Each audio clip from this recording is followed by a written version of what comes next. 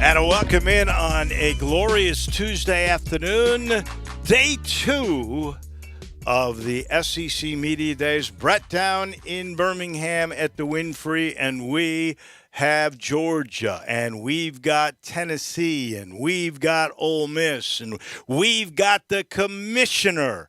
We are all over the place today, Greg. Sankey is going to join Brett about 4:30 today. It has been one of those whirlwind afternoons, I suspect, and mornings for you, Mr. Norsworthy. How you holding up? Doing great, Dave. Holding up great. We also have Kentucky. We'll check in with them with the job that Mark Stoops has done in Kentucky. A lot of people, kind of the zany, back-of-the-pack surprise team in the East. Mine's Mizzou. And we'll have Ole Miss, and it's settled in. And you heard Blake Toppmeyer with Greg and Eli at noon today on these very airwaves. So many people are picking Ole Miss to be the surprise team. They ain't a surprise anymore. Well, when you got the number one quarterback and you got an offense that has been innovative because of Lane. Yeah.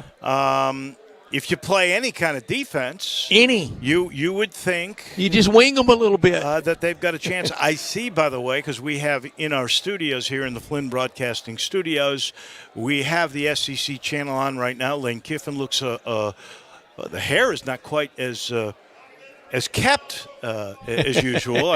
It's been a hairy day, obviously, for him, being a star that he is. Did humidity get it? Maybe. But I am sure that, he will win the press conference because he is really and truly one of the more interesting characters, I think, now in all of college football. Second SEC Media Days appearance for him. He may have set the record for the longest time in between one. He went 09 to 2021 in between appearances, and second for his quarterback, Matt Corral, who was here 2 years ago before he ever started his first game at the Liberty Bowl that year in losing to the Tigers 15-10. He was here before his first college start, and he's back here now. And remember, he even logged some playing time late in 2018 when you could stay under that redshirt threshold. So he's been in Oxford a while, and if he has that kind of year, this will be the last fall he's in Oxford. Well, I was just going to say, what is the record for the most appearances by any player at Media Days? Because if got to be Peyton or Tebow. It got to be Tebow. I mean, one of those two guys. You're right, because Peyton stayed all those years. I don't think he was there his freshman year, though, was he? No. I don't. So many people are so resistant to bringing a freshman. Let's just see when old Peyton Manning was here all those years. He was here in 96, and he was here in 97. Tim Tebow was here in 2008, 2009, and that's it. So if indeed Matt Corral came back, he would hold the record probably for the most appearances by any player. I don't think that's the record you want, is it? Well, you know what? I mean, if you love what you're doing. But if he has the real records this year, he's going to get paid next spring. He probably will. He's going to the NFL. That's where he wants to go, and I hope he does with that kind of year he would have at Ole Miss. But you're right. We talked Georgia, Kentucky, Ole Miss, and Tennessee today. Our SEC Media Day sponsors, Official Transportation, All-Star Chevrolet in Olive Branch, Belly Acres, Golf Sticks Pretzels, Jason's Deli, Memphis Tourism Sports Council, Mossy Oak Golf Club, Ronnie Grisani's, and not one but two commissaries. The locations, one in Germantown and one in Collierville. For the Germantown and Collierville commissary, thank you, one and all. You'll hear a lot more about them. I know they don't pick their all-conference preseason teams in the order of finish until Thursday. Now Friday. They don't. Friday? They don't. We vote Thursday. Vote as late as Thursday, Dave.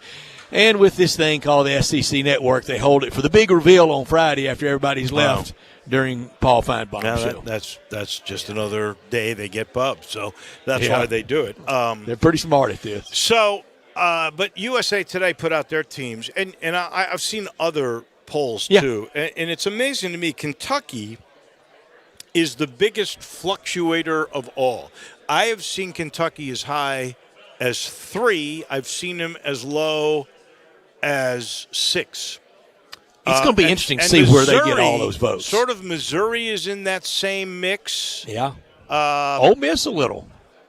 Ole Miss is Ole Miss has been kind of that 3 to 6. 3 to 6. That's exactly right. Just like we are. Wolo and Stats, 3 to 6 every day. Perfect timing. Absolute perfect timing. So we are busy. So we're going to hear. In fact, after Top and Not Top, we take the little break and we'll hear from Buck Bellew. Yeah, I'm interested. How's he doing? What a name! Yeah, Buck's doing great, and one of the great names in the history of sports, and one of the great stories. His renown, his legend at Georgia. He wants it to end. They hadn't won a national championship since Buck Bellew was quarterback in 1980. He wants JT Daniels to get that this year.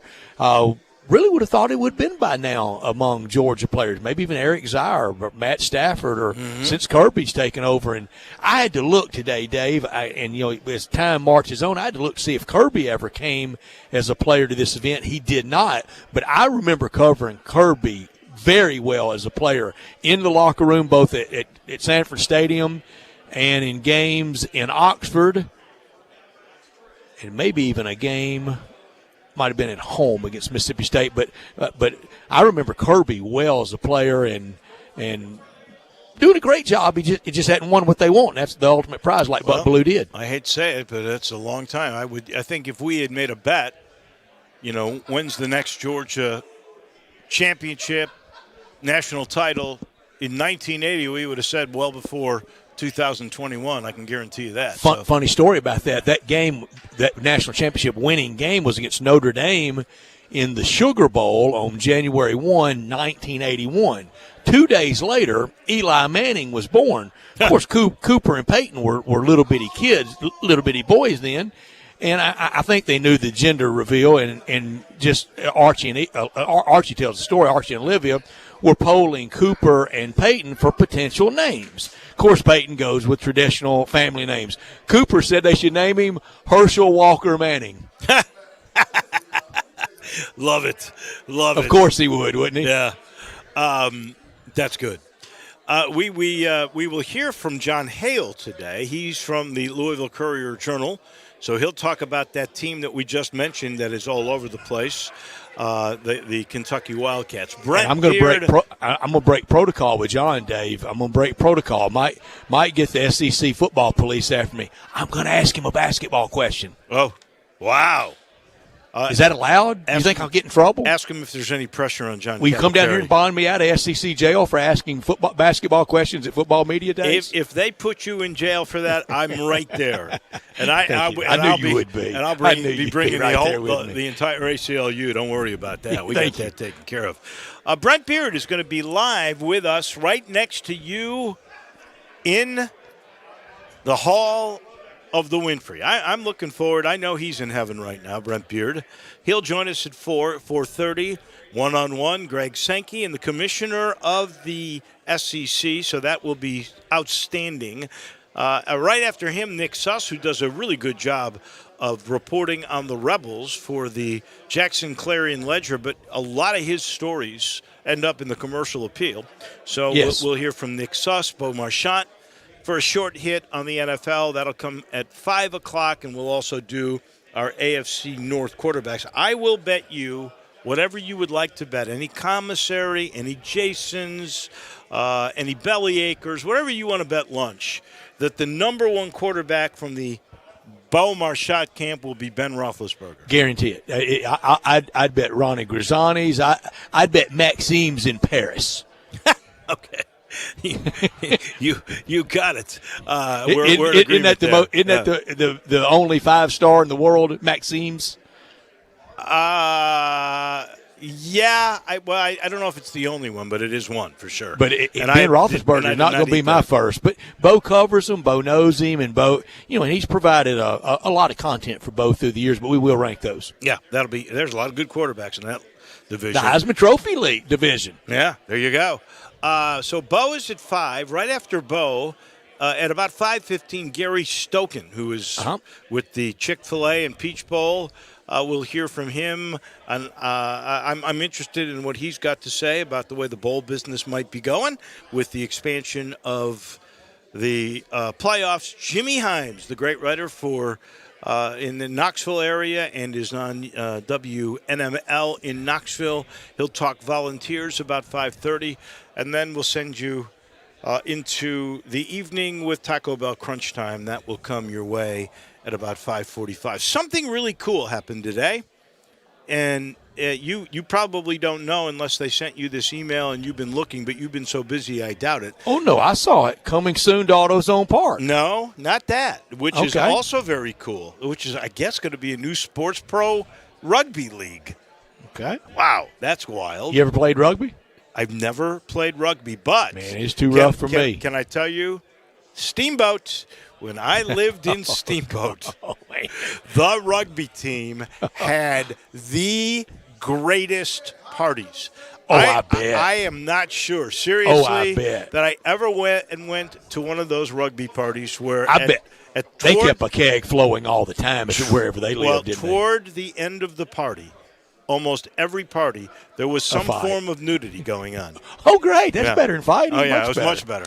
So what was the story? The 70s. We were lovers. We were not I know fighters. You were. Yeah. Everybody high, too. Yeah. That's great. Well, the rugby team, they Incense and peppermints. I mean, you had Strawberry Alarm Clock playing every day then. Yes. Incense and peppermints. I love that song, by the way. I did, too. Okay. The story today is that Memphis was named, the city of Memphis was named by Time magazine as one of the top 100 must-visit travel spots around the globe in the world. How That's about excellent. that? That's excellent. And not news to us. We know how special it is. And we love to tell the story of it with Memphis Tourism Sports Council. And we have a story to tell. I think we have a lot to now we got to get the darn bridge open, and I hear that soon. I hope real so. soon. Yeah. Real soon. But yeah, I'm not surprised at that list, Dave. No, that really is incredible. I mean, when your build is the home of barbecue and soul and rock and roll and the blues, there's a lot of different things. National Civil Rights Museum. I was just going to say, from that particular historic spot that has been done so well. I'll tell you another place you got to go to is Soulsville. Soulsville, yeah. Sun is fun. Just Mud Island. And we need to do a little bit more with that. And the way the Pinch District is going. Convention Center remodeled. Oh, my goodness. The Renaissance Convention Center is outstanding. And the release came from Kevin. And I could tell Kevin Kane just from the release was smiling big. So, no, that to me – that was incredible. And I got to give a tip of the cap to Mike McIntyre, the Tiger defensive coordinator. Yeah. He told so many great stories last night. In the very first live meeting in a year and a half or 2 years since the pandemic, that was the first live meeting of the Touchdown Club. And it was also the first meeting without Father Vera. And so, to me, there was a poignant moment there when the prayer was said by a new Catholic priest who, unfortunately, I don't remember his name at this very moment. He was delightful, too. But we've really sort of passed an era because there will never be another man like Father Viron. Honestly, he was so irreplaceable. He was. And was such a humble servant of God and a good man, and how he would always interject, like whatever coach was there, whether it's Kirby Smart. Tonight we ask God for his benevolence and to lay his loving hands on Brother Kirby. Right. How he would always, Brother Mike Norvell, Brother Ryan Silverfield, he would always get that in. And it was beautiful. Watch over the high school player of the week and their families. He would always say in their families that have been so supportive. Yeah, he was incredible. And he is missed. Mike actually told the story of how he got the job of becoming the defensive back coach for the Dallas Cowboys. And he went in there, and he felt like in the beginning of the interview with Bill Parcells that he really wasn't going to get the job. So he banged on the desk and he said, "What does it take for me to get this job?" And I think Bill Parcells kind of liked that. So Parcells puts him with one of the other staff members, and I forget his name at the moment, and they just go over stuff for 2 hours. Film, his take on everything. Parcells keeps coming in and checking. And then finally, Parcells, come here. I want to talk to you. They go back to his office. He goes, "I'm offering you the job. You need to talk to anybody about it?" And Mike McIntyre thinks about it for a second, like, ooh, well, I better probably ask my wife, but no, I'm not going to. No, I don't need to ask anybody. Parcells goes, good, it's your job. So then when they come, they're moving, right? And they come, and he takes his wife in to meet Parcells, and Parcells tells the story. He goes, you realize your husband said he didn't need to ask anybody? And Mike's shaking his head and saying to himself, uh-oh, I'm in big trouble here. And then Parcells said, and it was the only way I would have hired him. So it turned out that if he hadn't said that, he wouldn't have gotten the gig. That was pretty neat stuff. Well, Mike's a football guy. His dad was such a good man and great coach. I know he misses him, and it was fun being around him. The 1 year I got to be around him closely at Ole Miss, and I know you've really enjoyed it. Our title sponsor of this hour, it's Lexus of Memphis. They bring you this hour every day.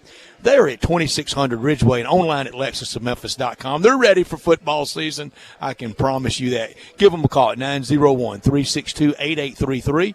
Lexus of Memphis is offering the Golden Opportunity July sales event now through the end of the month. Great offers on all 2021 models and always special lease options. Drive in luxury and confidence, knowing that every new Lexus comes with complimentary first and second maintenance services. Stop by today at Lexus of Memphis at 2600 Ridgeway and put yourself in the driver's seat of the all-new 2021 flagship LS500, and you'll be looking and driving in style. When you purchase a Lexus, you get top-of-the-line engineering and design that makes for the luxury driving experience. 901-362-8833, online at lexusofmemphis.com. Experience amazing at Lexus of Memphis. Top story of the day. Well, that is, we got a Game 6 tonight in Milwaukee. The Deer District will be dazzling, you could say, when Giannis and company try to close out the Phoenix Suns.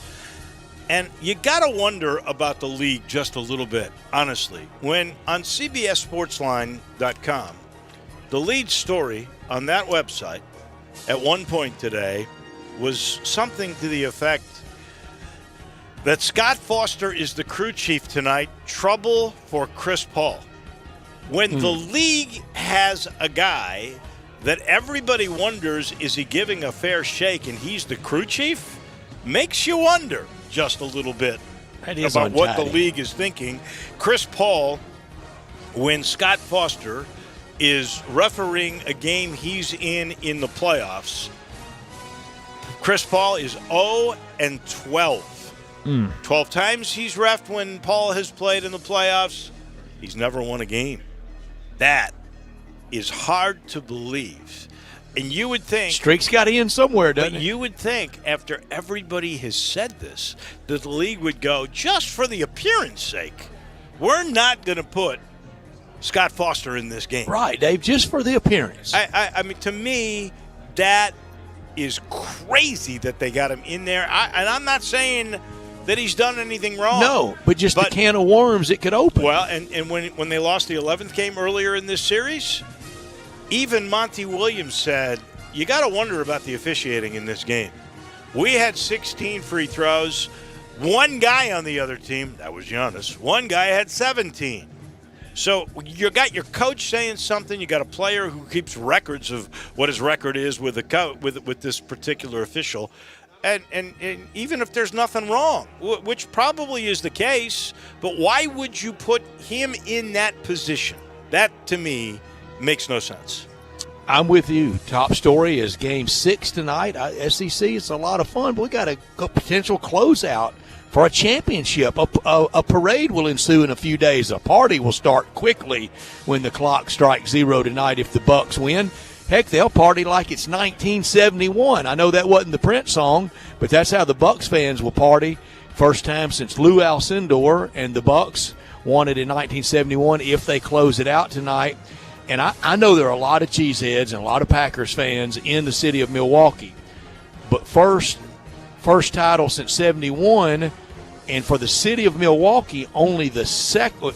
It'd be the third since the Braves beat the Yankees in 57? No. Now, I know they party big when the Packers win it, but the Brewers have never won it. Bucks won it in 71. Yeah. The old Milwaukee Hawks didn't. So this will be the third since '57, Milwaukee only, and they could have the trifecta this year in sports. They could go NBA, Major League Baseball with the Brewers, and next February with the Packers. They could. If Aaron Rodgers signs. I don't think the Packers play any games in Milwaukee anymore, do they? No, they they stopped that long ago. Yeah, because Lambeau. They sure would play a lot. You'd have the cutout infield, but that was a goofy look, wasn't it? So, we didn't get people killed on that. So I'm wondering what the record might be for song references in one show by Brett Norsworthy. We've had Incense Peppermints, and now we've had Purple Rain. We'll just keep our tally going. Not top story of the day.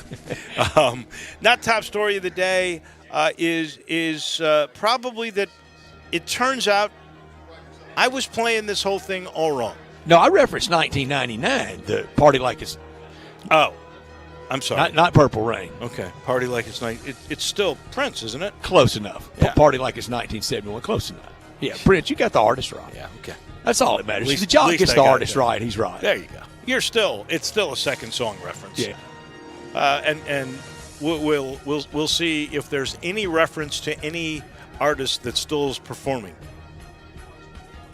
before it's all said and done. My not top story is I had this all wrong about Aaron Rodgers. Aaron Rodgers turned down, apparently, we find out today, a contract offer that would have made him the highest paid quarterback he wants out in the National Football League. It is now rather evident that money is not the issue. He does not want to be a Green Bay Packer. He felt they dissed him, at least this particular GM. I think he's really sort of being almost childish about this. But it's clearly not money. It is he wants out of Green Bay. He wants out. And remember, from the first story of this back in April, our 5 o'clock guest and our friend on the NFL, Bo Marchant, that's why we have him on every week. It's the number one sport in the country. He said from day one, Aaron Rodgers was gone. My not top story. Today, it was good to hear the kind of the locals around a little bit. Tennessee and Ole Miss here today. It not the top story of the day, but it was a good story to see familiar faces from both places for UT and Ole Miss. And Dave, this conversation's out there from Scott Strickland at Florida. Play your 3 biggest rivals every year and then a 5-team rotation going forward and kind of askew east-west, just play a 5-team rotation. Well, if it were Ole Miss, I don't in some shape, form, or fashion, I think the big 3 would be Mississippi State, LSU, and once upon a time, Tennessee, and we never see them anymore. Go there this year, haven't been up to Knoxville on Rocky Top since 2010 when they pounded us 52-10. But because of the divisional rivalry that has been in place, hasn't Arkansas become what would probably be your 3rd team? Old schoolers would definitely say that. Yeah, Yes. I would think that would be the way you would do it. Do you really believe that that'll ever happen? I don't. I think it's good fodder for Scott Strickland. I wish you'd have thrown that out there about 3 weeks ago. Yeah. It'd been great June radio, but sorry, we got meat and potatoes now, Scott. Yeah. Too bad. He should have. We can chew on that a little bit sure later. We can. Unfortunately, these darn media days are so early. We still got a lot of time before we kick this thing up. Our friend David Basil at 103.7 The Buzz in Little Rock, he hosts their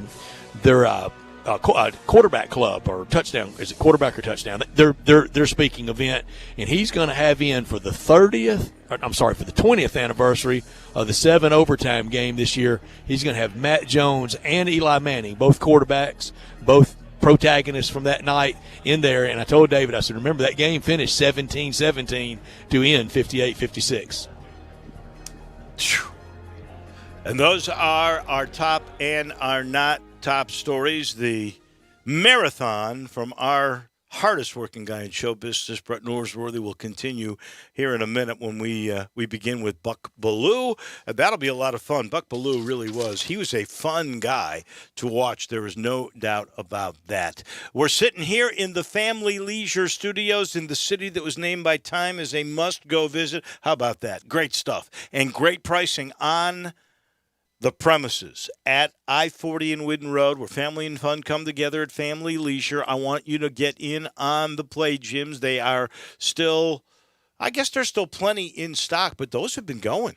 And, you get professional installation there, and the kids stay active. And I haven't met a young kid who just doesn't love to get out and go crazy on a play gym. Markdowns are still happening on game room products. Air hockey, that's what I'm after. And those massage chairs are so good, so effective, and there's a special price. Hot tubs going fast. Reserve yours now. Cold weather is right around the corner. Look, it's football media days. It's going to get cold. A hot tub relieves all those aches. All you got to do is go see our friends, Family Leisure, I-40 and Whidden Road. We take a break. When we return, Buck Bellew, front and center, on this Tuesday edition of Sports Time.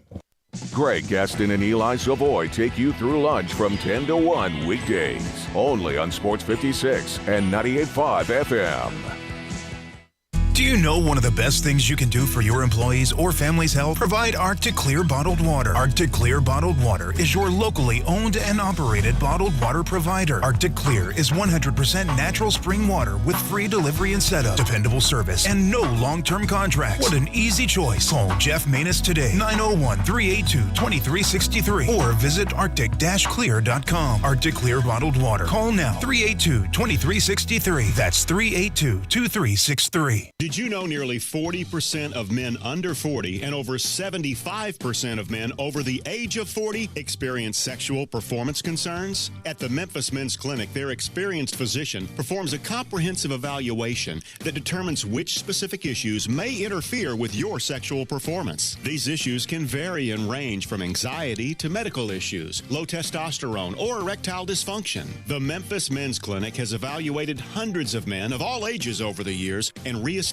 a normal sexual life. The Memphis Men's Clinic will work aggressively to resolve issues and allow you to restore your sexual health and overall well-being. That's the Memphis way. If you're 20 years old or 90 years old, come and get cared for the Memphis way. Treatment that's based on your specific needs after a professional clinical evaluation by their experienced board-certified physician. Call the Memphis Men's Clinic today at 901-443-0475 or visit memphismensclinic.com. Hey, Mid-South, it's time to trade up at Gossett Kia South Mount Moriah during the Trade Up to a Kia sales event. Hey, what's happening over there, Jeff Allen? We got it going on, and we're ready to help you trade up to your next Kia. I've got a 2022 Kia Soul, not a lease, and 0.9% APR, $289 a month. 2022 Kia Sportage, 0% APR, and only $365 a month. And if you want American-made, we got it with 2022 Kia K5 now, $374 a month. Plus, every Gossett Kia comes with Kia's 10-year, 100,000-mile powertrain limited warranty program. So whether you live in Horn Lake, South Haven, Olive Branch, or Memphis, you'll be happy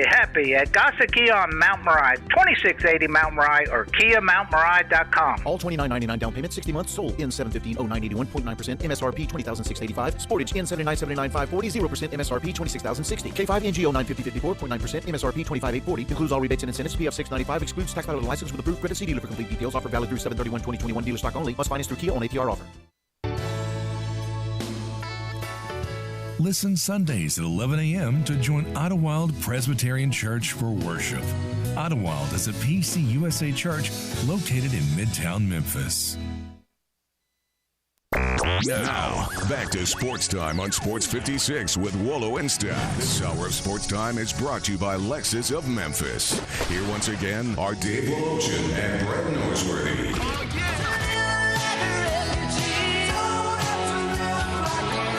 Day 2 of the SEC Media Days include Georgia, Kentucky, Ole Miss, and the Tennessee Volunteers. We begin our more intense coverage today with Georgia, and Brett sits down with a legend. Always great to catch up with Buck Bellew, one of the signature names in history of the Southeastern Conference. Got his first college football start in Oxford in 1979, but famous for one big play and one great year for sure, Buck Bellew. Do you get tired of hearing about the Lindsey Scott play? Because I don't.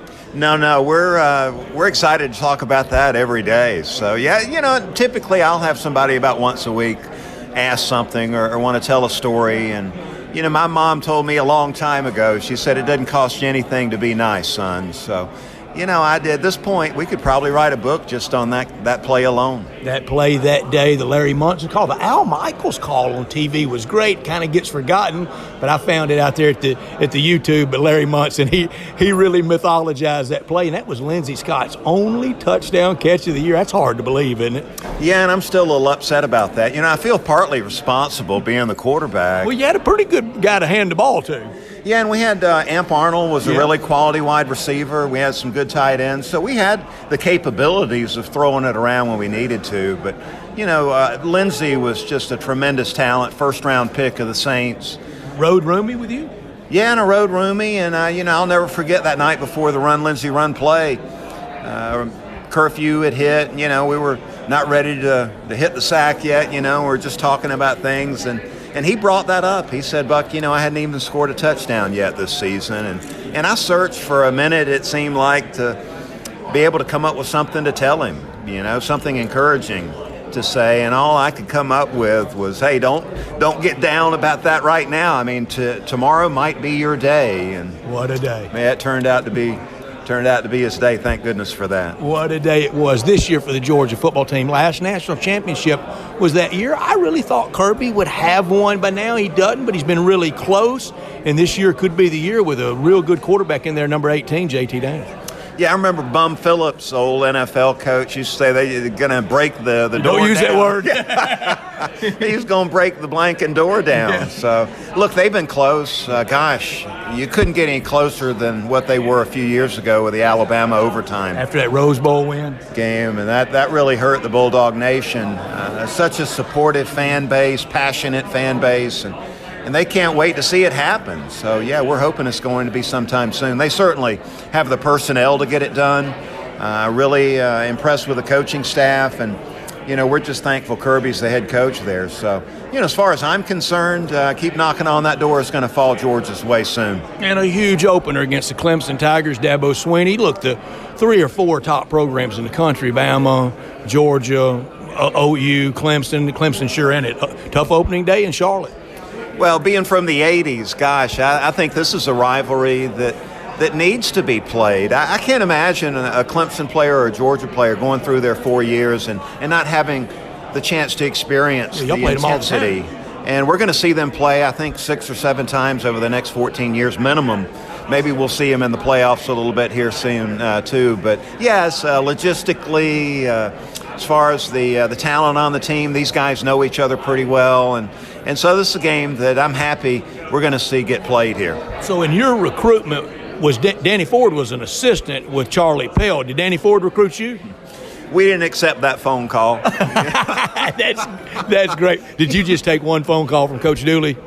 No. For me, it came down to Florida State, Bobby Bowden, Tennessee with Johnny Majors, and Georgia with Coach Dooley. And look, it was a little more complicated with me because I saw Conrad Holloway play shortstop for the Tennessee Volunteers during a visit to Athens to see my grandmother, and the light came on, and I realized, hey, you could play both in college. So this is my goal, and we had some coaches that told me straight up, like Bear Bryant said, we weren't going to do that. And so it really helped me narrow it down a little bit. But came down to those 3 programs, and I think I made the right decision looking back on it. I think it worked really well, Buck Bellew with us, old number 8 for the Georgia Bulldogs, 1980 national champion. And somewhere in the early 80s, that baseball came to Memphis. You were a Memphis chick playing at Old Blue Stadium. Yeah, that was fun. Gosh, I was just surprised at the great atmosphere. The chicks had great support. Nickel beer night to do it. Yeah, that packed them in. Coming from the Florida State League down in West Palm Beach, it was sort of a tough ride for me down there with all those Gator fans. It'd be 20 people in the stands, and typically some man would stand up when I would come to the plate, and he'd say, "Hey, Bellew, what you gonna do now? You can't hand it to Herschel." And these guys I was playing with didn't understand really what was going on. Why are all these people getting on you? It was pretty easy. College football, man. Yeah, it was easy to understand from where I was sitting. What was the per diem with the chicks in those days? Gosh, we could barely get through McDonald's, I think, a couple times a day. But those were good memories, too. It was a dream come true. That was, the dream for me was once college football was over to make a run professional baseball, and really enjoyed my time trying to get that done. Kirby Smart was born to be Georgia football coach, wasn't he? Yeah, I think so. As a coach's son over from Bainbridge, Georgia, and we tracked his career as a player and really appreciate the job he did. And then, as an assistant coach, sort of disappeared over there at Alabama for a little bit. And, I know when Coach Rick's days were winding down at Georgia, it was clear, who the guy was that needed to be the head coach at Georgia. And just so happy that we were able to go over there and get him. Buck, it's always great to see you. Thank you so much. It's nice talking with you. Thanks. Buck Ballou with us at SEC Media Days, one of our great SEC Media Day sponsors. It's Belly Acres. Their motto, City-Fied Farm Fresh. The goal simple, provide a fun, unique farm-to-table experience for the whole family. 2 great locations, in Regalia at 6130 Poplar and in Overton Square at 2102 Trimble Place. In Overton Square, the hours are Sunday through Thursday, 11 a to 9 p, and Friday and Saturday, 11 a.m. to 10 p.m. In Regalia, Sunday through Thursday, 10:30 a.m. to 9 p.m., and Friday and Saturday, 10:30 a.m. to 11 p.m. Signature burgers are made from 100% grass-fed beef. The sandwiches are great, salads, and the best milkshakes anywhere. The burger's so good, like the dairy or the double dairy, and the melt in your mouth, and you have to try the Voodoo Moo Moo. It is the quality brand the Belly Acres team has developed using grass-fed beef with creative homemade toppings in a fun farm setting right here in the city. The goal at Belly Acres, to become even more sustainable as they grow. In Overton Square and in Regalia, the very best quality available in Memphis. Burger shakes and smiles at Belly Acres. So it was fun to listen to Buck Ballou. And Brett, I love the story where the guy goes, what are you going to do now if you don't have Herschel to hand the ball to? I was trying to remember. I know he got to the AA level. How far did Buck Ballou go? That was about the end of it. He said, like a lot of them, guess what pitch got him, and it wasn't heat. Curveball. Yep. Curveball sends them all home, and he realized at that point, with scuffling that it was time. And after that post Georgia football career, life has been really good for Buck Ballou. He's a really good person. I love seeing him a lot I've seen him a lot through the years at Super Bowls and out at college football and here, and it always is. And he's ready. They're all ready for him to not be the last Georgia quarterback to win a national championship. 1980 is a long time ago, and we would have thought it would have happened by now, but still not. And this year, they're going to be the heavy favorite in the East. It is theirs to win for sure. The other aspect that I found interesting is there's no hesitation. There is no thought process in Buck Ballou's mind anyway. No. That Kirby Smart can't get it done. He's their guy, and is going to stay their guy. He is, and I think he will have a long, long run there. They just talk about the addiction he has to recruiting. He loves it. It's every day, and you have to do that.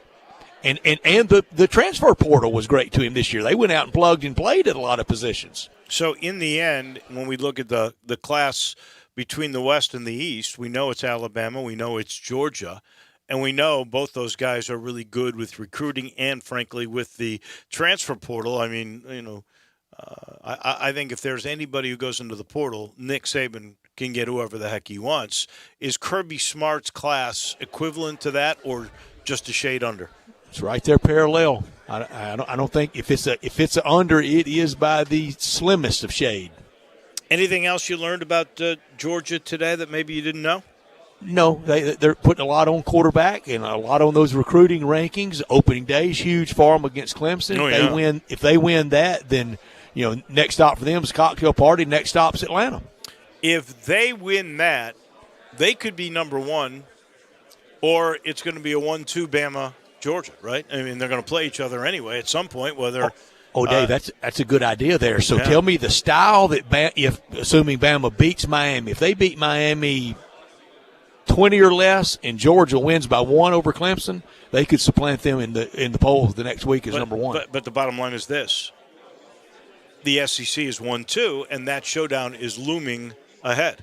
It would just build and build with every week. Week 2 for Georgia's UAB and Billy Clark's program. I'm not on upset alert, but I'm on uncomfortable late in the third quarter alert in that game. I'll say this much: it's probably positioned better for Kirby Smart. Because it would be really easy if you were playing UAB first and Clemson second to not have your attention on UAB. But Probably once would be. you beat Clemson, your attention will go to that because that is the next game, and you're not thinking, oh, wow, we've got another showdown we got to really think about. Yeah, so, Buck referenced it. This year it's at Charlotte, neutral, but it's going Clemson, Athens here soon. Death Valley, Sanford Stadium. What do you say, 7 times in the next 14 years? And that's the way it should be. Man, that is really terrific. I love it that those two powers will play. I love it when people aren't afraid to play against the best. And Kirby Smart is that way. I appreciate that for sure. This portion of the show brought to you by Grind City Brewing and that newest Grind City release. It's called Poppy's Pills. It's a Pilsner, and there's a great take on it. It's like the doctor, just what the doctor ordered. Poppy's Pills. This Pilsner is outstanding. I think it's going to become the anchor of Grind City. It is 6 years in the making. That's how long it took them to get to the point where they thought this was perfect. It is perfect, by the way, for the lighter beer drinker. It is great if you're thirsty, at grill outs, at the beach, after a day of golf.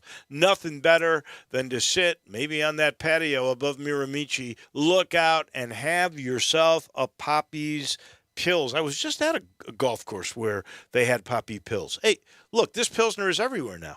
Not only is it at the brewery in Uptown, not only is it in spirit shops now, but it is all over the place in Kroger. Sometimes you come across a beer so smooth and crushable, it cures what ails you. Take 2 of these, we guarantee you'll be calling for more. It's just what the doctor ordered from Grind City Brewing. It's Poppy's Pills. We take a break. When we come back, we'll turn our attention to Kentucky. John Hale from the Louisville Courier-Journal will sit down with Brett right after this.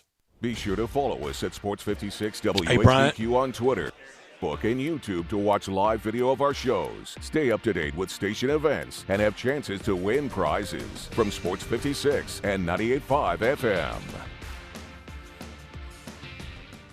It's time to trade up to a Kia sales event at Gossett Kia on Covington Pike. Get up and go in a 2021 Kia Rio 41 MPG Highway 0% and $239 a month. 2021 Kia Forte 0% and $268 a month. And get all-weather rugged and ready in 2022 Seltos $334 a month. Plus peace of mind with Kia's 10-year 100,000-mile powertrain limited warranty. Get top dollar for your Kia trade today and trade up at Gossett Kia 1900 Covington Pike, or shop online 24/7 at KiaCovingtonPike.com. Ask for Bobby J and he'll put you in a new Kia today. If you want it, we got it at Gossett Motor Cars. All $29.99 due at signing. Rio Forte 60 months at 0%. Rio ME 403 610. MSRP 17,315. Forte ME 379 469. MSRP 19,040. Seltos N 724 718 166 months at 1.9%. MSRP 24,110. Includes all rebates and incentives. PF 695 must finance with KMF or low APR. Excludes tax file and license with approved credit. See dealer for complete details. Offer valid through 8/2/2021. Dealer stock only. The first name in Memphis Italian food, it's Ronnie Grizzani's in Regalia. Lunch, the Italian favorites with crisp Cole Miss Mary salad, lobster tower, fried green tomatoes, the crab stack, Monday through Saturday for lunch. Ronnie Grizzani's Catering, check out the lunch catering guide at ronniegrizzani.com. The Elfo special, salad, Italian bread for $14 per person. Ronnie Grizzani's, they'll bring it to you. 901-850-0191. Pick up a pan of lasagna at Ronnie Grizzani's at Regalia or check out the bulk menu at ronniegrizzani.com. Get your favorites at home. Chicken Alfredo, ravioli, Italian spinach, curbside pickup, delivery to your door. Free within 4 miles of Regalia. The bar, stay cool with the cocktail list. Steaks, the 8-ounce Gorgonzola and bacon wrap filet. Try it, thank me later. In High Point Grocery, Super Low in Spotswood and Goodman Road, and Buster's Liquors. Make lunch or dinner easy at Ronnie Grizzani's, a Memphis tradition since 1909. Hi, I'm Tito Beveridge, founder and master distiller at Tito's Handmade Vodka. In 1997, I started the first micro distillery in the state of Texas with my dog, Dog Joe, at my side. We're still working with dogs out at the distillery after all these years. Learn more about how dogs are a part of life here at Tito's Handmade Vodka at vodkafordogpeople.com. Tito's Handmade Vodka is made from corn and naturally gluten-free. Cheers. 80 proof Tito's handmade vodka, distilled and bottled in Austin, Texas. Tito'sVodka.com. Now, back to Sports Time on Sports 56 with Wolo and Stats. This hour of Sports Time is brought to you by Lexus of Memphis. Here once again are Dave Woloshin and Brad Norsworthy. We like to party.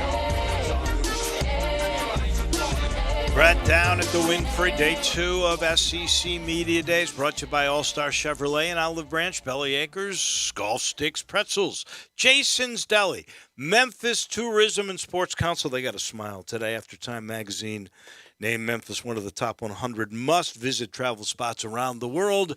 Mossy Oak Golf Club. You got to see this place to believe it in West Point. Ronnie Grisantes and the commissary, your choice, Germantown or Collierville. So we talked a bunch about Georgia up front and center. Let's take a look at Kentucky. Wildcats for the Louisville Courier-Journal. It's John Hale. He's with us a lot talking Cats, basketball and football, and it's football in the Mark Stoops number 2 in seniority and tenure in the SEC, only behind Nick Saban. That's remarkable, and it speaks to the job he's done. Yeah, it's crazy to think of. I mean, there was a point, 3 or 4 years into his tenure where it wasn't certain that he was going to last at Kentucky. There were a lot of questions. And from basically that spot on, he turned it around. They've gone to this stretch of 5 straight bowl games. They've won their last 3. It's both a credit, I think, to Kentucky's administration for acknowledging that this is a program that it takes a little longer to build, but then also to Mark for the continuity he's built with his staff, the way they've recruited, the way they've basically turned this around to where it wasn't a one-year or one-hit kind of wonder. They've built to this to where they're a bowl team every year, and then you wonder if maybe every 2 or 3 years they can take that next step. John, I think the patience shown by Kentucky would be pretty good for some of the teams in the West, like Ole Miss, Mississippi State, and Arkansas, and that ultimate basketball school that Kentucky is. And right now, kind of the same good job being done at another ultimate basketball school in the Midwest at Indiana by Tom Allen. Patience is a virtue. Yeah, I mean, it admittedly is easier for Kentucky to do it because they're a basketball school. I mean, we saw in the basketball program, Billy Gillespie struggled for a couple of years, and they fired him right away. So it's not all things are equal. It's easier for Kentucky to do it than some of those SEC West schools that are so focused on football. But I do think it sends a message to the rest of the league, to the rest of the country in college football, that even if you have a traditionally difficult kind of job, if you have the right guy, if you invest the way they did in a new massive stadium renovation, a new practice facility, everything they've done for recruiting and everything else, then you can get it done if you give it time. Great stadium, just so much fun to come up there. We were there, Ole Miss there last year. Great stadium, great facilities. John, the strength of this Kentucky team, does it start in the offensive line? Yeah, definitely. I mean, it'll be interesting to see how that group changes moving forward, because there's all this excitement about the new offense, whether they're going to throw it more, how the Liam Cohen system's going to come to Kentucky, and it's just kind of assumed that they're going to keep their bread and butter in terms of running the ball really well, having this great offensive line. There's no guarantee that that's going to be as successful with the new scheme either. So he's built a cold weather team. Right, exactly. I mean, and the strength of that line, the personnel is there. I mean, they've got Darian Kennard back, who's a preseason All-American.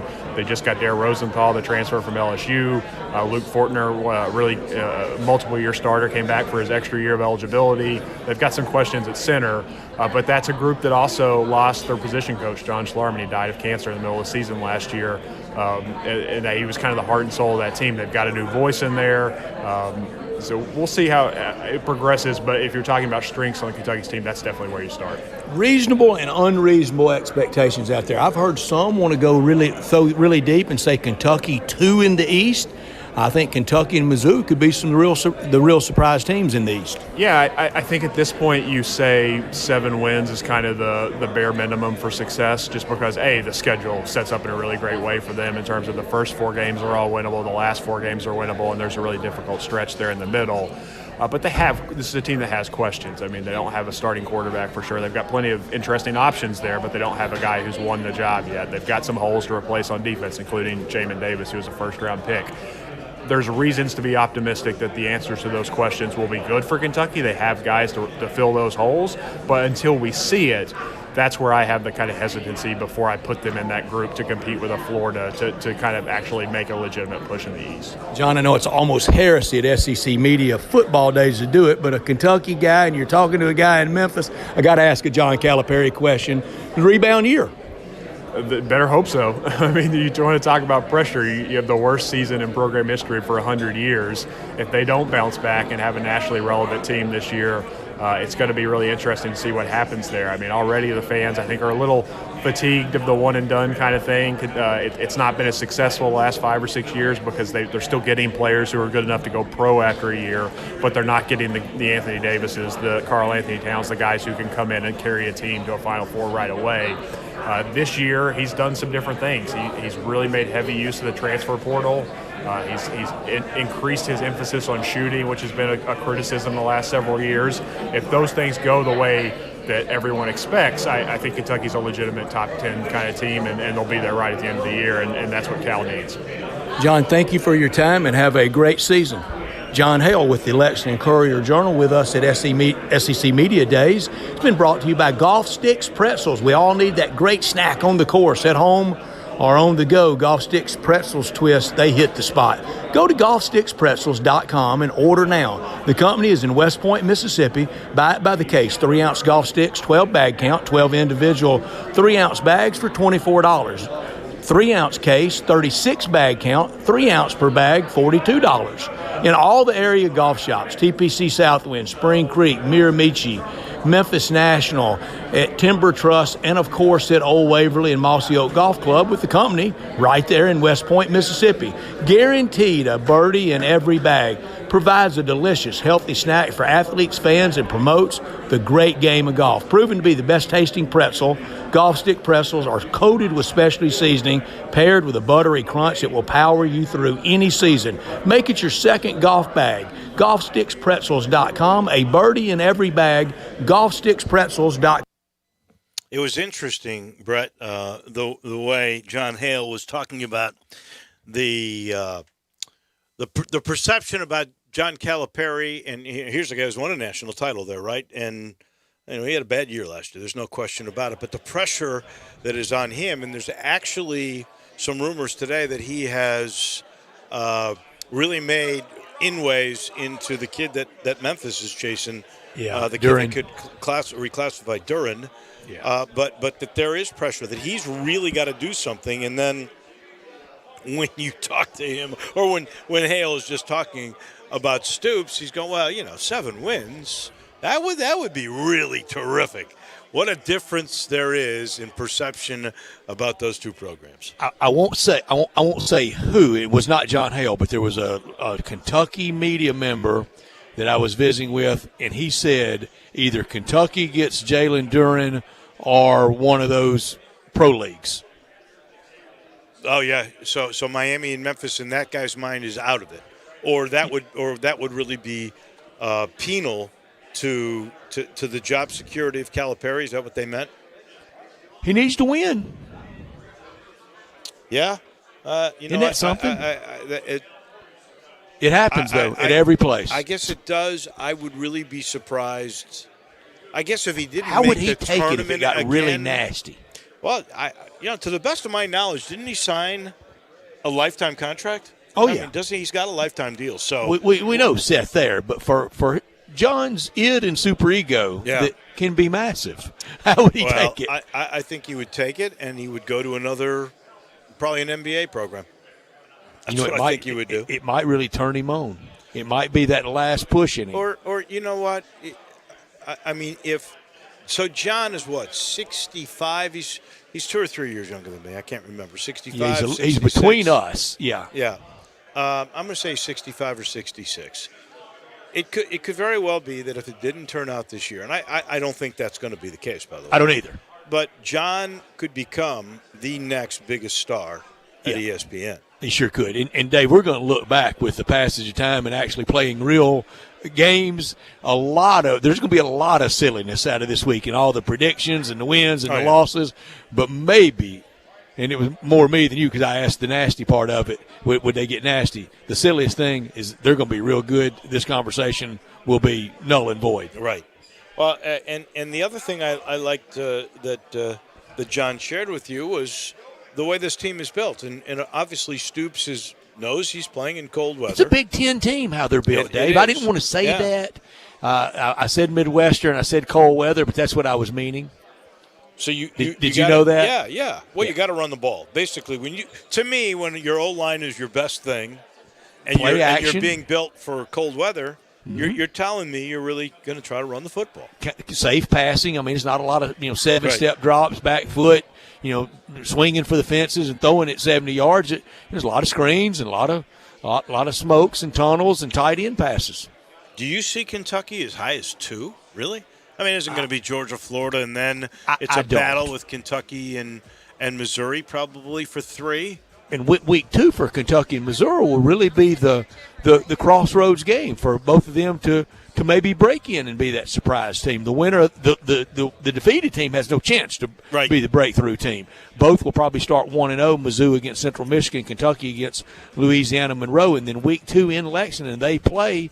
And that's for somebody to get off to a quick start. Both of them have games the next week where they can get to 3-0. A little pressure the right there, could. game 2. So game 2 becomes a huge game. I wonder if that'll be the CBS game of the week because it does have ramifications in the East. It eliminates somebody right there. CBS doesn't start their package until the next week, week 3, with Bama and Florida. There's no CBS game weeks 1 and week 2. Weeks 1 and 2. That Kentucky-Missouri game is really an intriguing game. I'm surprised. It is. I wonder where which network. 6:30 SEC Network's already announced. Already on the SEC Network. Wow. Yeah. What is 6 the ESPN? o'clock. So what's the ESPN game that week?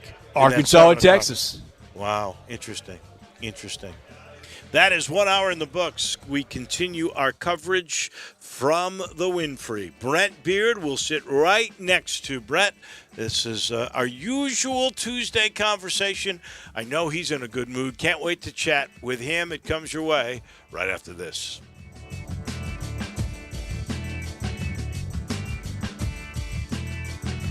Hurry, hurry, hurry. Step right up and save money like never before at the Sunrise Chevy Big Top 10 event. See high prices disappear before your very eyes. Huge discounts and factory rebates up to $6,000. Bankrupt, slow pay, divorce, it's okay. The Sunrise Chevy team has over $500 million available for immediate financing and wants to get you financed. An $18 million used car inventory specializing in cars and trucks that are $10,000. See them all at sunrisememphis.com. The Sunrise Chevy tent sale in Collierville. Find new roads to Collierville, partner. Everyone needs help sometimes. If you know of a man who needs help, John 316 Ministries is a spiritual boot camp for men with drug and alcohol addictions. There is no cost for the program to any man suffering from addiction. The only requirement is to be broken and willing to learn a new way of life. Go to john316thecure.com to find out more. Remember, there is hope. John 316 Ministries. We don't offer treatment, we offer the cure. Action247.com is your Tennessee sportsbook for same-day pay. Action247.com. Local, legal. A sportsbook by Tennesseans, for Tennesseans. Win a little or win a lot. Action247 has same-day pay. The other guys make you wait for your winnings. No more waiting with Action247 same-day pay. Visit us online at Action247.com. Local, legal. Action247. You got action. Problem gambling? Call 1-800-889-9789.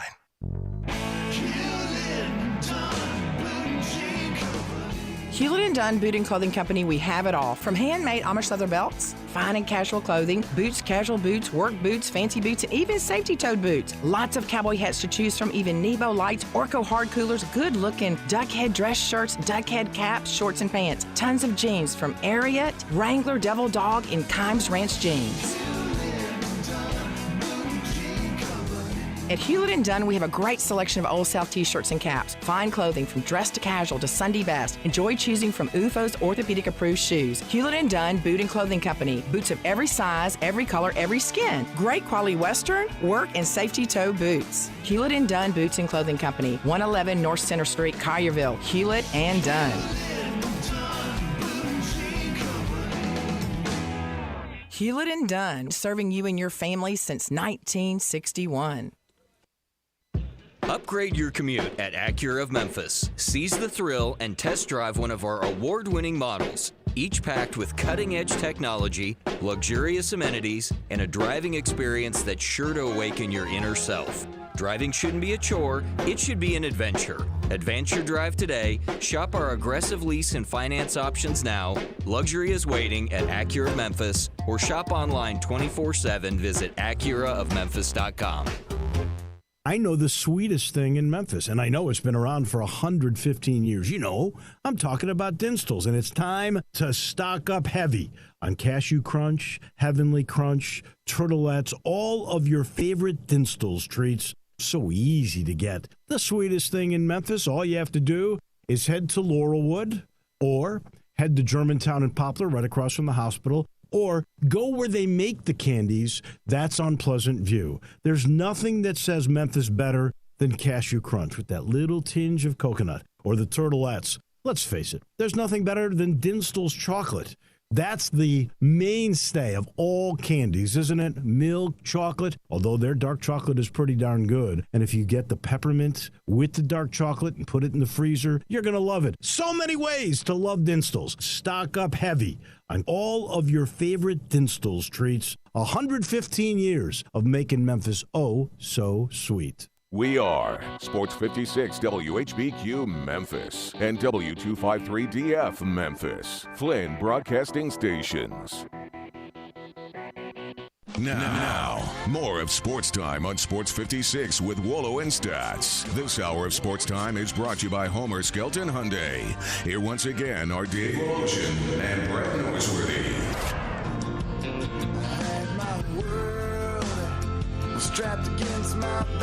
Welcome in hour number 2 of our terrific Tuesday. Brett down at SEC Media Days. Of course, he is sitting next to our friend Brent Beard. Can't wait to get into that. And a reminder that all of this great stuff, for lack of a better word, all of it is coming from Birmingham to you, thanks to All-Star Chevrolet and Olive Branch, Belly Acres, those great hamburger places. 2 of them now, one in East Memphis, right there at Poplar and Ridgeway, the other in Overton Square. Golf Sticks Pretzels, literally the greatest pretzels you ever put in your mouth. I'm not just saying that. Go try it at any of these golf courses. You'll understand what I'm talking about. Jason's Deli. Memphis's Tourism and Sports Council really happy today because Time Magazine has named Memphis one of the top 100 must-visit travel spots in the world. Wow, what an honor that was today. Mossy Oak Golf Club. You know, you got to play to Old Waverly. You go across the street, and you go play Mossy Oak Golf Club. Now you've got 2 different destination places that are world class. I mean, amazing. Speaking of world class, nothing better than Ronnie Grisanti's Miss Mary's Salad or the Alpha Special. And then there's the commissary in Germantown or Collierville. Make it easy on yourself when you go through tonight. All those great sponsors bringing you Brett. You know, this is not the only media days going on. Apparently the SWAC is doing the same thing. And Brian Dacus, you just told me a story. What happened that Coach Sanders, also known as Primetime Dan, he walked out of media days. What happened? Yeah, so from what I understand, a reporter asked a question, and you know how you refer to the coach when you ask him a question. He said, "Hey, Dion." Well, Dion didn't like that, and he said something like, when you're asking Nick Saban a question, you don't just say, "Hey, Nick." You say, "Hey, Coach Saban," or "Hey, Nick Saban." So you do the same with me. Don't just call me Dion. Call me Coach Sanders or Dion Sanders. And then just walked out? Just walked out is what I've heard, yeah. Wow. Little attitude going on there. And Dave, through the years, until they tell me to, I know it's not a doctor. I know they don't have a doctorate. They're not a medical doctor or even academician type doctor. But until they tell me to, I call them coach. And today, Kirby Smart said, "What are you doing? Call me coach." And because go way back. But until they tell me different, I promise you, if I'd have been there, I would have accorded Deion Sanders that. And through the years, I have been called everything. You don't need to call it. You don't need to call him coach. And I said, I don't mind. I like coaches. No, I think it is a term of respect. You earn that. You have to work hard. You have to care about young men. Yeah. If you're a football coach, and if Deion but to walk out because somebody, explain that. Okay, to that him, might have been a little much. and then give him a chance. And by the way, before we we get to Brent, I did want to say, we mentioned earlier there's going to be a new pro rugby league that's, I think, going to have games at AutoZone Park. They had a press conference at 2 today. And then I just got this thing, Pro Rodeo is coming back. The PBR is coming the end of July to FedEx Forum. I mean, we are all over the place. And final thing, just little newsy stuff here in Memphis.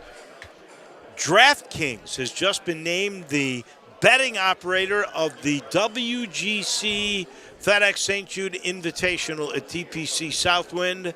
They will have the fan activation named DraftKings House will debut a customized open-to-the-public venue located on the 18th green, featuring TVs airing golf and other live sports, phone chargers, and complimentary Wi-Fi. Wow. It's everywhere, including the WGC. Welcome to DraftKings to Southwind. Amazing stuff. It's amazing down there. So you've had, let's see, we've had visits now with Georgia and Kentucky. We're going to talk Ole Miss and Tennessee a little bit later in the program. But the guy who chronicles it all so well down in Jacksonville, Brent Beard, joins us now. How are you? How does my buddy look right next to you? It looks great on those red trousers. I'm very impressed with that. By the way, I've ate not once but twice in a row at Jason's Deli here. Aha. So, and maybe there again tonight. And you guys are talking about calling coaches coach and what to call them. I've got a good friend who is coached on every level besides the NFL, and he'll call me and he'll start calling me coach. Calls his dog coach, calls his wife coach, calls his dentist coach. I mean, just what they're used to. That's what they're used to doing, and they understand that. I don't have any hang up about it. I like coaches and know what they go through until they really make me mad, and then I call them by their last name or don't even reference them, just move on from it. But, Brent, yesterday we had the Florida Gators here, and you cover them quite closely, and today we had Georgia. So cocktail party right now. Who's got the upper hand in that rivalry? Well, obviously the Gators won last year, but they had Kyle Trask. They don't. They've got Emory Jones and Anthony Richardson. One of those guys will be the starter. I still think right now probably Georgia has a better roster by a little bit. They've certainly got the more experienced quarterback, which will help them in that game, and everybody is picking Georgia to win the East. Everybody. Look, they will win the East voting bigger than Bama will win the West. I think that Cole Kubelik put out a few minutes ago. Really? That's hard to believe. Listen to this. He's got Georgia 1, Kentucky 2, there's your and 2. Florida 3. We just visit with John Hale, and some people are throwing deep on Kentucky. I love the job Mark Stoops has done, but they're not coming in second. No. Look, Joey Gatewood is from our area. He's a good quarterback. He's a dual threat guy. We don't know if he can throw at all, frankly. Well, they won a few years ago with one that couldn't throw at all. Yeah, that's true. I agree. Bo Allen, obviously, with that. Penn State transfer, so that's still up in the air to see where that's going to go. But right now, there's several things with Florida. They're just not recruiting up to par. I got amused, and he was called out on Twitter with this. Basically, Dan Mullen said yesterday, well, Coach, the question was, why is Alabama going into Florida and getting all these really good recruits? And Dan's comment back to that was, well, I look at recruiting rankings differently than other people. Well, I can tell you one thing, his fan base doesn't. And Nick Saban doesn't. No, absolutely not. It is interesting, and we discussed this a little yesterday, but I want your take because you probably now deal with him much more than we will. And that is Dan Mullen's orneriness. Yes. Right. He almost seems to want a chip on his shoulder. Maybe that's what drives him.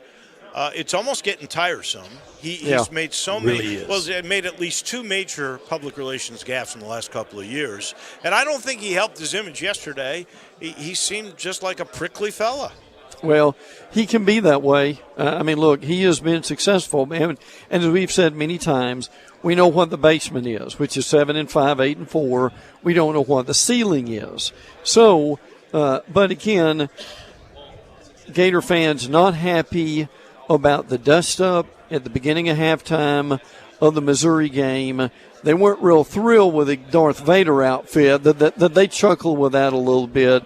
But they also weren't happy with him calling his team a scout team after getting obliterated by Oklahoma in the Orange Bowl, Dave and Brett. So, and he says from time to time, and he did earlier in the summer, that, yeah, I learned some stuff myself, but he's still got a ways to go with that. And Brett hit it well. What he tries to do is, okay, I'm going to run interference for my player, and they're going to see my chip on the shoulder, and that may translate with them and get them fired up. Doesn't always work, does it? No, it doesn't always work, and I think one of the most uncharming looks in all of sport is that team that loses either the rival game or the championship game. And we know they limp into the bowl, and they have some opt-outs, and they limp into the bowl, they get splattered, and then they want to blame it on, well, we really didn't care. Bring your own motivation. Absolutely. That is a super lame excuse, and he kind of tried to cop that after OU blasted him.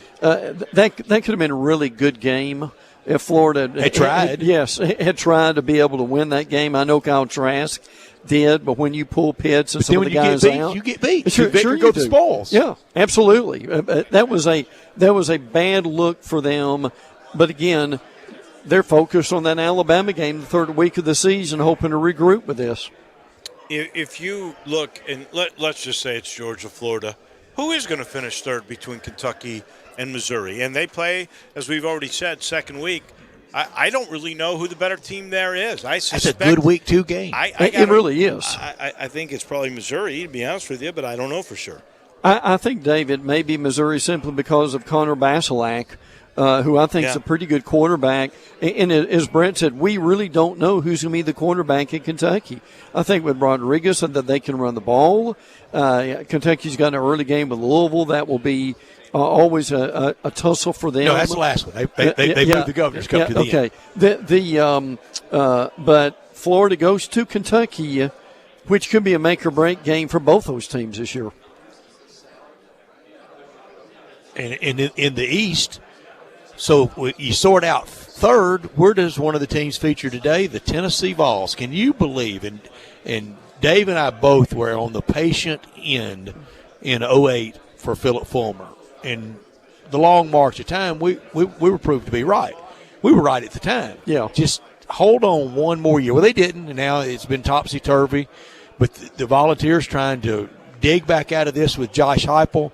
They need 2-0 as bad as any team in the country with Bowling Green on that Thursday night, September 2nd.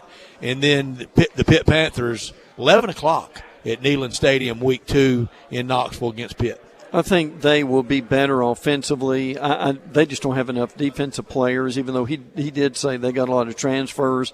For his first time at Media Days, I thought he was about as bland as he could be. Frankly, I like Heupel. He was at UCF. We followed him there. I think he's a pretty good football coach. He's got good raising and grooming, as we say in Alabama.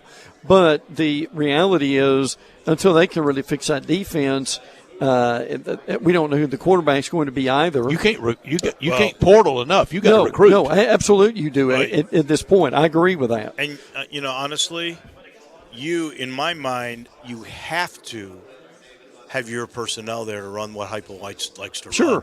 And it's a beautiful scheme. I love it. But you have to have the guys to run that. I don't know that he's got them in place. And the back that would have been perfect for that, I think, left in Eric Gray. To Oklahoma. Yeah. Absolutely.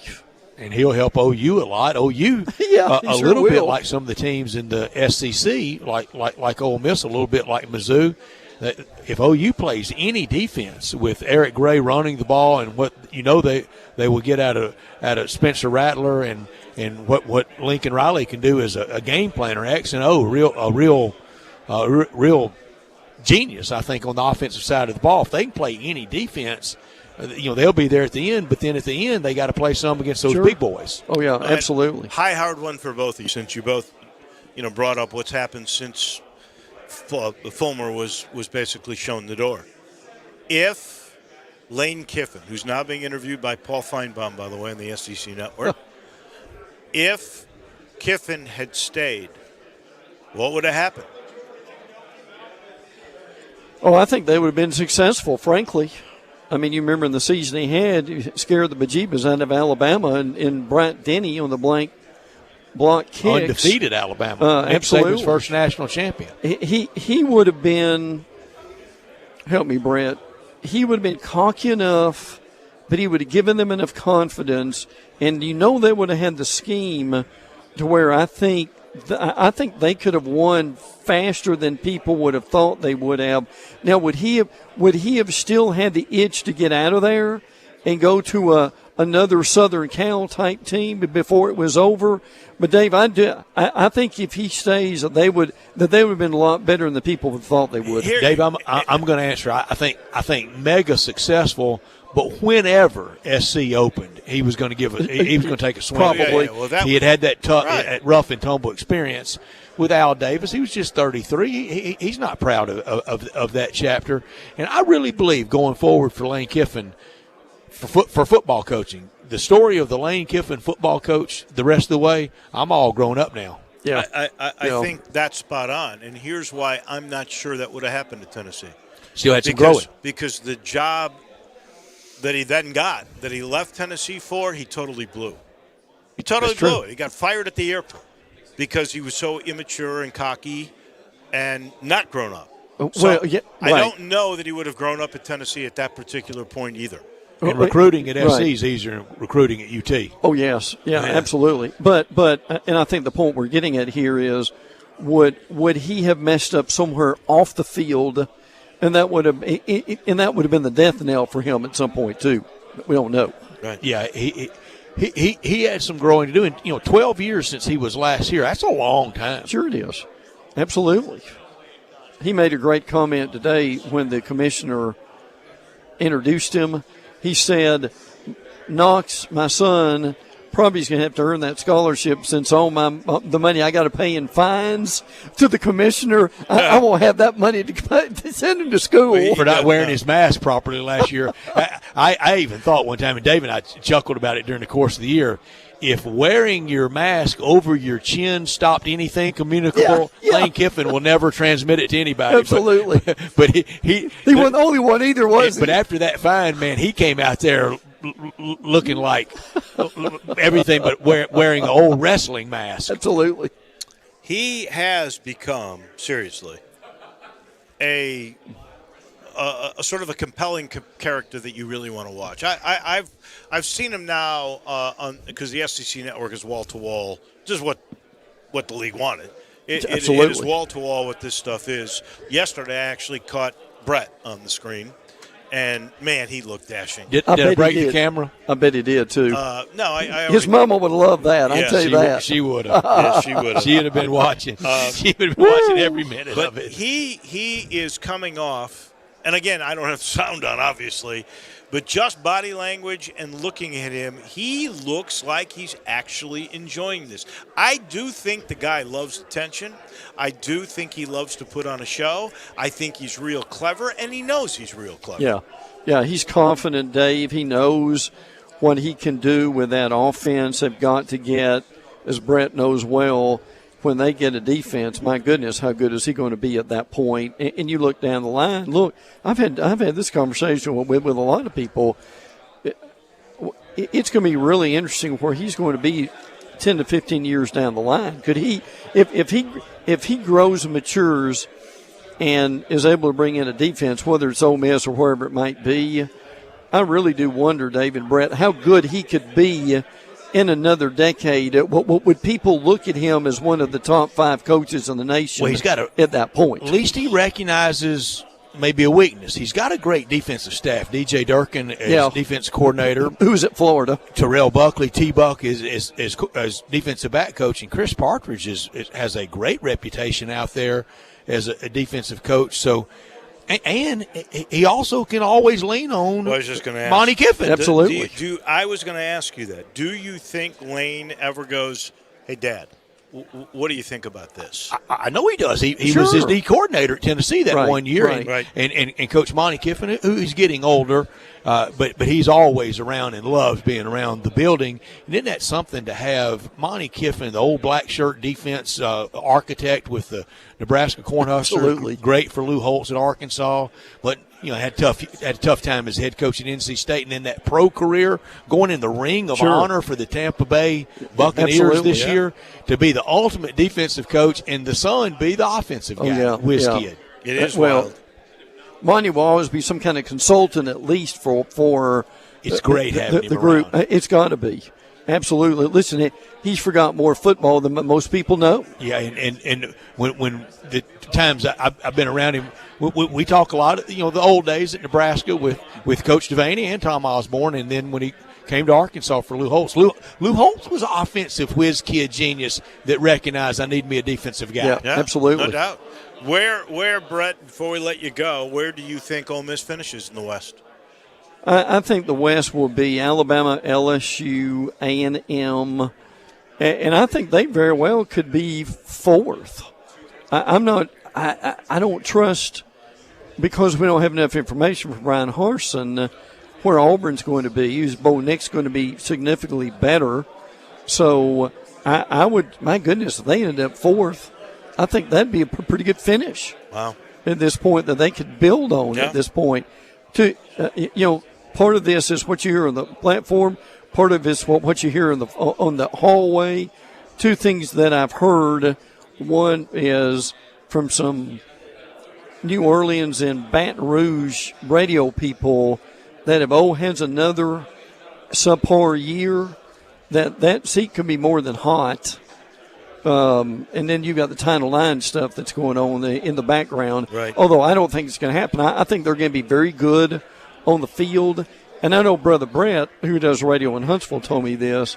They had an Auburn beat writer on a couple of days ago that told them on the air that Alan Green is in a lot of trouble at Auburn as AD and may not be there at the end of the year. So, it's fascinating, the stuff that you hear. And look, if you finish 12 or 14 in this league and in all sports, people frown on that.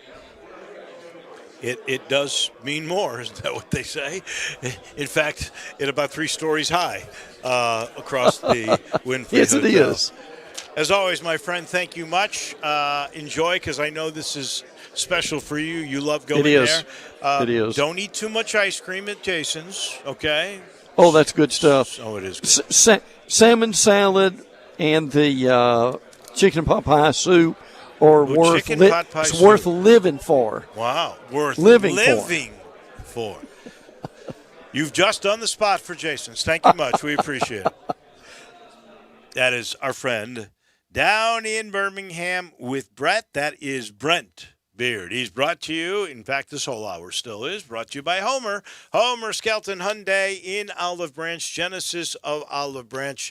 That's product right there. We know, right, that the safest cars in the world, every year they get voted tied or number one, safest technology in the world, Hyundai. Best value for any luxury car when it comes to bang for buck. Well, that's Genesis cars. If you've ever driven a G70, a G80, a G90, I can't wait to drive the GV80, the new SUV, and there's another one coming, a GV70 that'll be a little bit smaller. But if you've ever driven a Genesis car, you know exactly what I'm talking about. So there we have the product. And it's durable, too. Every new car gets a 10-year, 100,000-mile limited powertrain warranty. But when you're dealing with Chris True and all the gang at Homer, Skelton, Hyundai, and Genesis of Olive Branch, you're talking about give back, about service. They give you, every new car, a 3-year, 36,000-mile maintenance package because they want to take care of you. They want to change your oil, rotate your tires, make sure your car stays in peak condition, and it will. And that's just the philosophy. So you got to go see it. You'll love it. Just get on Lamar into Mississippi, exit 1, Craft Road, turn left. You're there. You'll see why I say they've set the new bar for the way car business should be done at Homer Skelton Hyundai and Genesis of Olive Branch. We take a break, and when we return, Brett will sit down and chat with the commissioner of the SEC. Greg Sankey is next. Sports 56 Mornings with Peter Edmiston and Anthony Sane comes your way every weekday morning from 7 till 10, right here on Sports 56 and 98.5 FM.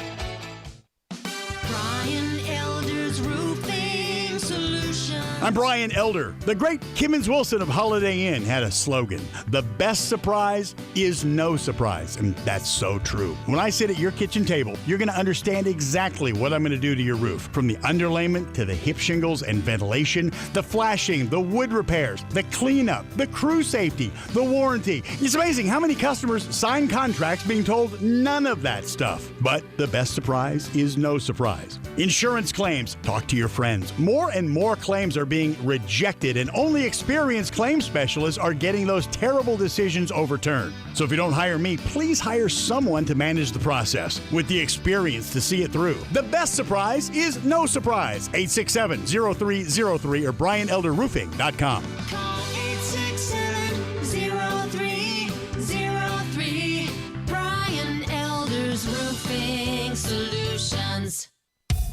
I want to do some bragging rights. Hey, I was just the other day overhearing a conversation with Big Mike, the manager of DeSoto Auto Sales. They've got people buying cars all over the country. North Carolina, South Carolina, Georgia, Alabama, Arkansas, Texas. People from all over the country buy cars at DeSoto Auto Sales in Olive Branch, Mississippi. Why? DeSoto Auto Sales has the most stringent car inspection in America. They get it right the first time. Quality and low mileage, factory warranty on most vehicles. My favorite part is the people who work there. Big Mike, all the employees are professional, friendly, and go that extra mile. Expect as you walk in the door, you're treated like family.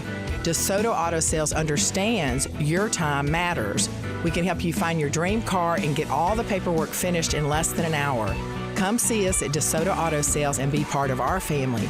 Have a great buying experience every time. 662-890-7184. It's finally time to get out of the house. So make sure you stop by Family Leisure with great prices on in-stock and incoming products. Keep the kids active with play gyms, in stock, ready for delivery. And by the way, installation from the pros, I always recommend that. Markdowns on remaining game room products and those beautiful massage chairs. And the hot tubs, they're going fast. Get out of the house and get to Family Leisure. Wooden Road and I-40, where family and fun come together. I'm here with the great Pat Donahue from the Rendezvous Restaurant Shipping Department. Thanks, Brett. We've been shipping our ribs all over the country now for decades from our USDA-inspected shipping kitchen in the Pinch District. We hand-cook our ribs in pits that Mr. Charlie built over charcoal, just like they do at the restaurant. So what comes in a rib box? We could do pork shoulder, we could do ribs, our sauce, seasoning, baked beans, coleslaw. We'll even throw in Pancho's cheese dip with our nacho boxes. We also put a bag of Rendezvous seasoned popcorn, heating instructions, some chef hats, some wet naps, and some other helpful tips from our kitchen. We ship our ribs overnight, exclusively FedEx. And we put them in nice packaging. We don't ever want to use styrofoam, so we use corrugated cardboard, actually 2 boxes that fit nice together, so the ribs get to you, your loved ones, or your clients in a safe, wholesome manner. Rendezvous ribs are perfect for out-of-town clients, customers, loved ones. We also ship ribs for any occasion. Where do we order these great ribs? You can go to www.hogsfly.com or give us a call at 1-888-464-7359. Charlie Burgos' Rendezvous Restaurant in the alley since 1948. Now, more of Sports Time on Sports 56 with Wolo and Stats. This hour of Sports Time is brought to you by Homer Skelton Hyundai. Here once again are Dave Woloshin and Brad Norsworthy. Halfway home on this Tuesday, day 2 at the SEC Media Days. And, well, it has been, obviously, one of the most trying times in the history of college athletics. A lot of talk about this past year for sure at SEC Media Days. That was one of the topics that Brett talked about with the commish. Quite the challenging last 16 months in our lives, and Commissioner Greg Sankey of the SEC joins me now. How'd you like the guidebook for the last 16 months? Did you get that in college? I skipped that class, clearly. In fact, we'd say that I forgot to enroll in pandemic preparation. And we were building the bridge as we crossed the river and writing the instruction manual as we did so. But we did the best we could, had a few bumps and twists and turns, but overall a lot of success. And you look back in the national championships captured in this league, And then just to finish seasons and name champions was what we hoped to do, and we achieved that goal. Every day a challenge, though. We're getting newer and newer challenges. You talked about those yesterday. Right now, the immediacy, what's the biggest challenge going forward?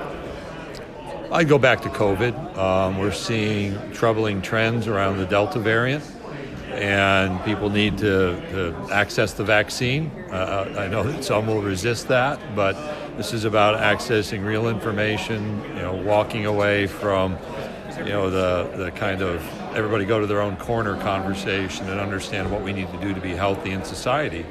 And, fans attending went fine in baseball, it seems, as we had packed stadiums, so being outdoors looks like a healthy experience, but our teams need to be attentive to vaccines. They're going to be in meetings, traveling, staying together. You start there, and then just some of these changes that probably people are tired of hearing about, name, image, and likeness, legal issues, NCAA issues. We've got a lot on the agenda right now, and but I would start with we need to be healthy so we can actually have the healthy competition like we did last year. Greg, I thought it was interesting. You used the word resist. I think we're now past hesitant, and we're at the level of resistors. We are. The hesitancy part probably had a window to provide some education, overcome the hardening of positions. And, last week I lost a friend from college, my age, mid-50s, to COVID, died. We've heard stories from our region about people touched by it who 7-8 months later haven't recovered smell or taste. There's this discussion about, we don't know what the vaccines do. Actually, we do. They're not perfect. It's close. We also know the problems that come from actually catching COVID. There was. And it's not to simply be minimized and disregarded. Yeah, almost 100% effective, 100% free, and less than a mile from the furthest point anybody in the country. I think people should get out and get it. We're visiting with Greg Sankey, the commissioner of the SEC, who last summer you led on college football. I'm not going to use this loaded word of sandbag. I'm not going to use that word.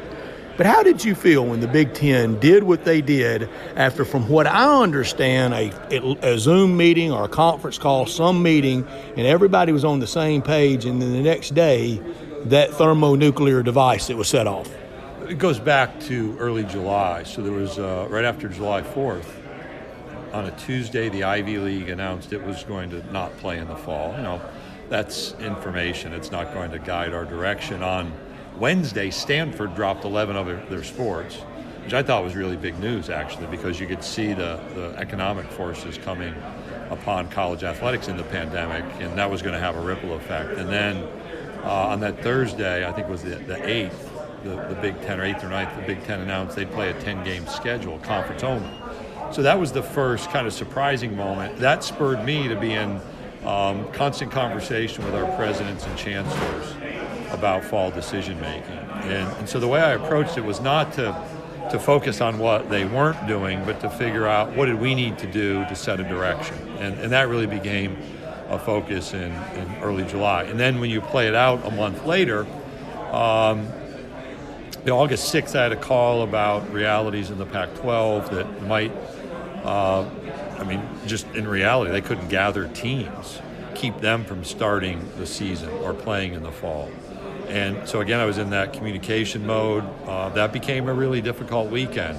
The MAC, the Mid-American, announced on Saturday. I had a sense that the Pac-12 and Big Ten on Sunday were going to make announcements early in the week. And what we said on Monday is we were going to keep trying. And, we were told really early on, take as long as possible to make major decisions because we have better information. And the work done by our staff and our campuses in mid-July to mid-August to support the start of practice was just critically important. Figure out how to turn tests around in a timely manner. And so you saw those things, and it was like you took out kind of body blow, if you will. But kind of stayed resilient, and a great leadership from our university presidents and chancellors. That just goes unseen in this. Our presidents and chancellors were outstanding, and our athletics directors had to keep focus. Some thought, hey, don't worry about this. Some were like really cautious, but we did it, which I think is a significant achievement in the history of college football. I'm double vaxxed. I assume you're double vaxxed. Yes, I am. There are a lot of percentages being bandied about of team percentages. The percentage in your office, is your office fully vaxxed? Almost 100%. Not everybody, and we've got a policy. You're in a mask if you're in the office and not fully vaccinated. And I respect that. If you have a mask on, to me that's almost sending the signal now that I'm not vaxxed or I'm immunocompromised. Well, and some people are being ultra careful, which I respect. So we also have some states in our footprint that have had executive orders or legislation that say that you can't use the required word. And so we've tried to be respectful from an employment situation, but are providing the same kind of education. And while I'm fairly clear on, I'm clear on my view, I also respect the freedoms we have. And that means there'll be disagreement. Yet if you're going to go through all the preparation, so I look at our teams, if you're going to interrupt your life to lift weights, to train, to go to practice, to have an incredibly rigorous schedule, part of the preseason preparation is now the vaccine for COVID-19, because you can lose opportunities for multiple weeks. It was required for me to start first grade back in the day. I got the scar to prove it. I mean, we all have that, Jeff. Last thing for the commissioner of the Southeastern Conference, the esteemed Commissioner Greg Sankey. So if or when we expand the playoff, is it still up for debate? Is it a if or a when thing? It is if and when. If it were to That's happen. a good answer. Yeah, if it were to happen, you have to figure out when. So a model's been introduced, and I was part of a working group that was challenged to put aside just conference representation and think about the future. And so we've introduced a 12-team format consideration. I'm certain, I think it was viewed positively in general, not uniformly. But if in fact there are no more models to be introduced or not widespread opposition, and we can move forward. There were decisions made in 2014 when this began, or actually before 2014, to set a bunch of 12-year contracts. So there's this notion, well, we should just start earlier. Well, you're always constrained by the decision. Contract law matters. Yeah, previously made, and so there is a limit on the flexibility to move forward earlier. I said last thing, one more quick thing before Catherine. The pride of Inverness, Mississippi gives me the hook. You've heard this, Greg, so many times. I mean, the shoes that you had to fill coming in behind Mike and Roy Kramer too. Roy Kramer, Mike Slive. Did last year feel like you really got the distance from them, that now it's really your conference you're in charge of? Mike did something really gracious for me in June of 2016. We had coffee, and I was heading into media days in a couple of weeks. He grabbed my arm as we left coffee and said, "Don't talk about me." Like, what are you talking about? I said, "You don't have to talk about me anymore. It's your league now." So really that began in 2016. I hate that we lost Mike in 2018. I wish I still had the benefit from his counsel. I do call Roy. Roy was pretty entertaining. I said, "Hey, what'd you do when you had a pandemic to solve?" And he just laughed. And then when we went to 10 games and kicked off September 26th, he called me and said, "Oh, big deal." He said, "When I played college football, we started the third week of September. We played 10 games, so you're not as smart as you think." So Roy helps keep me humble. I'd be lying if I said there wasn't a point where I looked at somebody and said, if people question if I can stand on my own 2 feet, what I did should put it aside. But, there was a lot that happened in 2016. We had 2 teams in the national championship. I said, well, I'm the commissioner now who was part of that. But I'm just going to tell you, every day is a challenge. I'm going to be judged tomorrow based on tomorrow, not on today. Thank you very much, Greg. Really appreciate it. Thank you. Greg Sankey, brought to you in part by one of our great SEC sponsors, and that's Ronnie Grizzani's, the first name in Memphis Italian food. It's Ronnie Grizzani's in Regalia lunch, the Italian favorites with crisp cold Miss Mary salad, lobster tower, fried green tomatoes, the crab stack, Monday through Saturday for lunch at Ronnie Grizzani's. The catering, check out the lunch catering guide at RonnieGrizzani.com. The Elfo special, salad, Italian bread for $14 per person. Ronnie Grizzani's will bring it to you. Give them a call, 901-850-00 0191. Pick up a pan of lasagna at Ronnie Grizzani's in Regalia, or check out the bulk menu at ronniegrizzani.com. Get your favorites at home, like the chicken Alfredo, the ravioli, the Italian spinach. Curbside pickup, delivery to your door, free within 4 miles of Regalia. The bar, stay cool with the cocktail list. Steaks, the 8-ounce gorgonzola and bacon wrap filet. Try it and thank me later. In High Point Grocery, Super Low in Spotswood, and Goodman Road, and also in Buster's Liquor. Make lunch or dinner easy at Ronnie Grizzani's, a Memphis tradition since 1909. Interesting stuff with the commish. Greg Sankey was saying that this past year was like building a bridge over the river and figuring it out as you were going, drawing up the rules as to how you were going to do it as you were building that bridge. It was unprecedented, and you could hear in his voice almost sort of relief that we did get it done.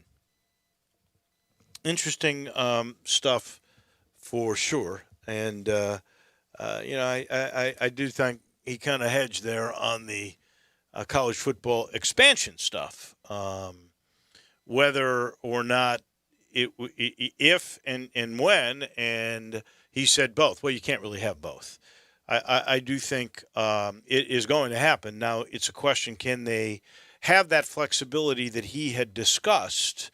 Could they possibly get that kind of flexibility by 2023, or are we going to have to wait till 2026?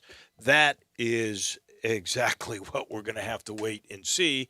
I certainly hope for all those that are now going to be included, as this is inclusive legislation.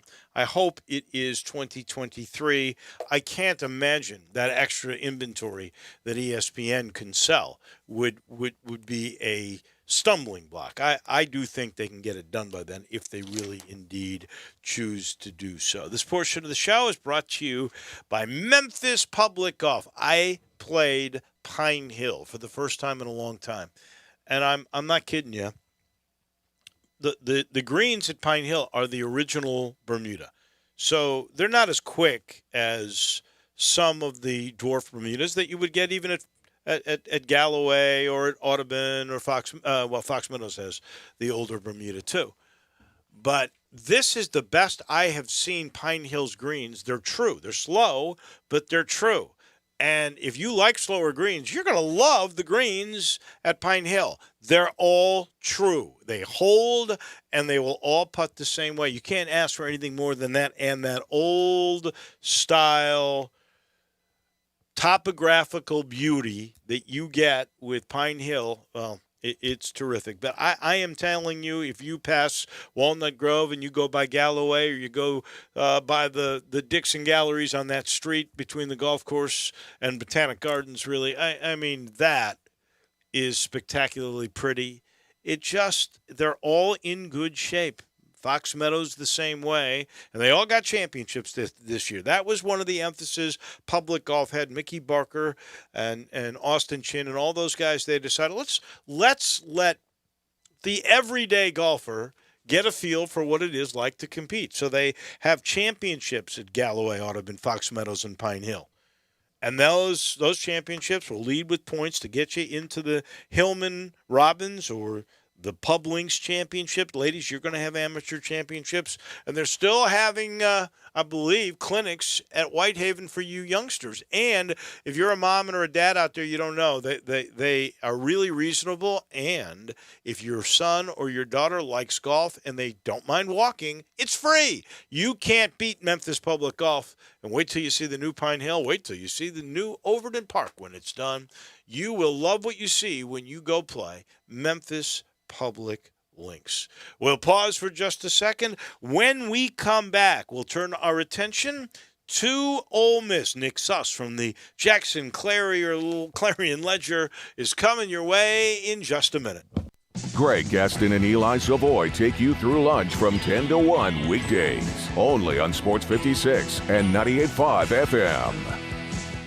At Mossy Oak Golf Club, it's nature's golf, the connection with nature in West Point, Mississippi. At Mossy Oak Golf Club, the combined philosophy of the George Bryan family, course architect Gil Hance, and the #1 brand in outdoors, Mossy Oak, they have delivered the full experience. Guests are greeted with the gentle charm of the region. In partnership with Old Waverly, the two courses deliver an unrivaled experience. The only location in the Mid-South with two top 100 courses in one location, across the road from each other. The cottages at Mossy Oak open to the golf course. Spacious accommodations. Contact Chris Graves at 662-424-1000 or Chris Graves at mossyoakgolf.com. Stay and play with seasonal rates that end a summer getaway, fall football golf trips, businesses wanting to have a company retreat for their employees or to entertain customers. The course follows the contours of the rolling prairie and oak tree stands in West Point, Mississippi. Contact Chris Graves, Sales and Marketing Manager at 662-524-1000 or go to mossyoakgolf.com.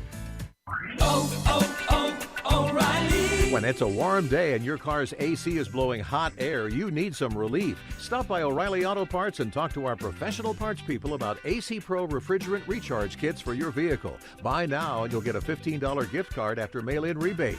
Keep cool this summer with AC Pro refrigerant at O'Reilly Auto Parts, in store or at O'ReillyAuto.com. O'Reilly Auto Parts.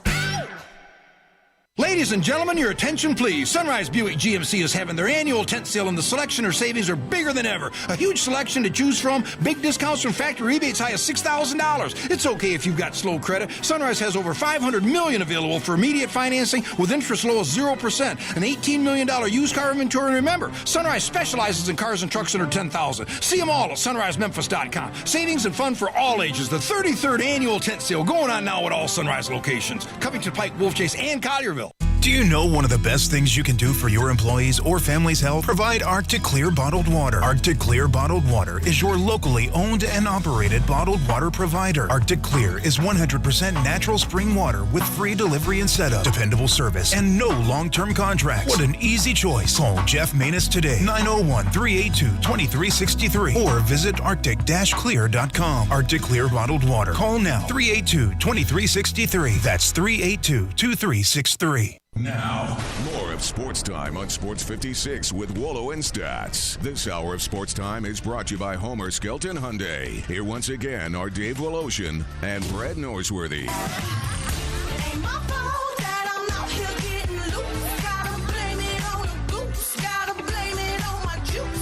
Some news breaking. Army Corps of Engineers given the permit to Tom Lee Park for the redesign to begin. So they will start changing the face of the river in Memphis. It's been a newsy day all over the place. Of course, down in Birmingham, it is newsy with all that is going on in day 2 of the SEC Media Days. We have talked about Georgia and Kentucky. We heard from the commissioner. Now it's time to look at the Ole Miss Rebels. Nick Suss from the Jackson Clarion Ledger with me now. And Nick, no technical problems at the desk this year. We had the major blow-up 2 years ago. Yeah, it's a good thing that we figured that out because we took 2 years and we resolved everything. No wires crossed. Everything's looking good. So we had technical difficulties and then we had a global pandemic. We finally have you with us from the Clarion Ledger, and we're glad to. Let's talk the Rebels and Lane Kiffin. How do they improve on 5-5? I know he didn't want any coffee table books printed after 5-5 in Outback Bowl. Yeah, the question comes down to, can you have the 70th best defense in the country? Can you go from 129th out of 130 to being average? And if Ole Miss can make that jump, nobody's asking them to be 2011 Alabama and shut everybody out. They're asking them to be average. We don't need to steal a curtain. What you need is a defense that's going to make another team's offense be on the field for longer than 2 minutes at a time. You need a defense that can force some turnovers, can give you some good field position, and let your offense do what it's going to do. Because I'm fascinated to see what Ole Miss's offense is going to look like this year. I think we're drastically overestimating how much they're going to air it out. I think this is going to be a very run-heavy team with guys like Jerrion Ely and Henry Parrish and Snoop Connor coming back and 4 of your 5 starting offensive linemen coming back, and Corral himself, who is a really gifted runner as a quarterback. I think that John Rice could play receiver, could play quarterback, could play running back, anywhere you want it. So I'm fascinated to see if this becomes a run a lot of plays but still control the ball type offense. You just need that defense to take that step, and you hope that this being the first year that They kind of seem to be off of that recruiting stink and the probation stink, rather, where they have depth at the secondary, depth on the defensive line, actual players to help you out. You have to hope, if you're an Ole Miss fan, that'll be good enough to finally have a mediocre defense. Yeah, 14th out of 14th in the SEC last year, and you mentioned those national numbers, but then had a little defense in the bowl game against a backup quarterback for Indiana. Nick Suss with us from the Clarion Ledger. On offense, do you think many people realize Ole Miss led the SEC in rushing last year? No, I think that is a surprise to a lot of people. I think that, like, all of the hype that Matt Corral's getting feels deserved. But I think when people look at, this guy led college football in total offense per game last year, yards from scrimmage per game, they're thinking that means he was throwing for 470 yards a game. When in reality, what he was doing was he was throwing for about 310, 320, and then running for 60 or 70 yards a game when he could. This is a team that's a little bit more dependent on taking what the defense gives it and scheming around that than I think people acknowledge. You look back at that Alabama game when Ole Miss was scoring a ton of points against the eventual national champions. Both Jerrion Ealy and Snoop Connor ran for 120 yards and 2 touchdowns in that game. I think there are about 5 running backs who have ever done that against Saban at Alabama, and 2 of them did it in the same game for Ole Miss. This wasn't always just the air it out, get Elijah 20 touches a game team. This offense is going to adapt, and I think this year that adaptation is going to come down to the strength of this team is the running game. You hope, if you're an Ole Miss fan, that someone like Braylon Sanders can stay healthy. Dontario Drummond can finally have that breakout year. Jonathan Mingo can have that breakout year. I say it all at the same time. Jonathan Mingo. But if that doesn't happen, this is still a team that ran for about 220 yards a game last year. And if they can do that again this year, that's still going to be a good offense. We'll miss Kenny Yeboah, but I think enough there and some depth at tight end. And even if you look at Kenny Yeboah, and I don't want to talk down on the guy, he had about 6 good quarters of football last year. And it was early. It was early. It was 2 quarters against Florida. It was 3 quarters against Alabama and 1 quarter against Vanderbilt. And beyond that, he wasn't all that productive. He's a good player, and he's got a shot to make an NFL roster, and I'm confident in Kenny Yeboah's talent, but he wasn't the missing piece that made that offense click last year. The thing that Kiffin does so successfully, and you can go back to his USC days, his Alabama days, his Florida Atlantic days, whatever school you want to pick, he identifies who the guy on his offense is that should touch the ball the most. And whether it was Calvin Ridley one year, and then Derrick Henry one year, and then Jalen Hurts one year, and Blake Sims. It was a running back, Devin Singletary, his first year at Florida Atlantic, and then it was a tight end, his 3rd year at Florida Atlantic. He finds a guy, and last year it was Elijah Moore, and the offense was 100% predicated around him. We'll see if this year if it's Matt Corral. We'll see if it's Jerrion Ealy. We'll see if it's somebody that we're not expecting. But just identify who the guy is on the offense, and that's what's going to make it go. Everybody wanting to know how many wins. Into the summertime predictions, lightly shaded pencil, indelible ink, however you want to do them. Any route to anything resembling 7 or north has to start with opening night. Or too many people taking opening night for granted with the lusty 8-point Vegas point spread. Yeah, I think that a lot of people are kind of looking past Louisville, and I've said all off season, if this game was on November 10th instead of September 6th, it might be a toss-up. This is a Louisville team that's going to get a lot better as this season goes on. They had a rough year last year, but you know who else did? Everybody. It was a hard year for everybody. You can't really extrapolate too many predictions based off of what a team did in 2020. You can say that Louisville's a really well-coached team.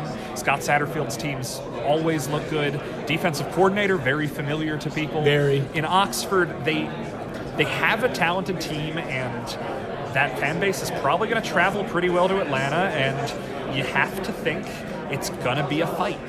Ole Miss probably should be favored right now, but to just pencil that in as a win, and just pencil Tulane as a win, and just pencil all of these games before Alabama on, October 3rd this year, whatever day that game is, just to say, Ole Miss is going to be 4-0 heading into that game, it feels a little presumptuous, but this is hype season. We're sitting in a hotel. Talking season.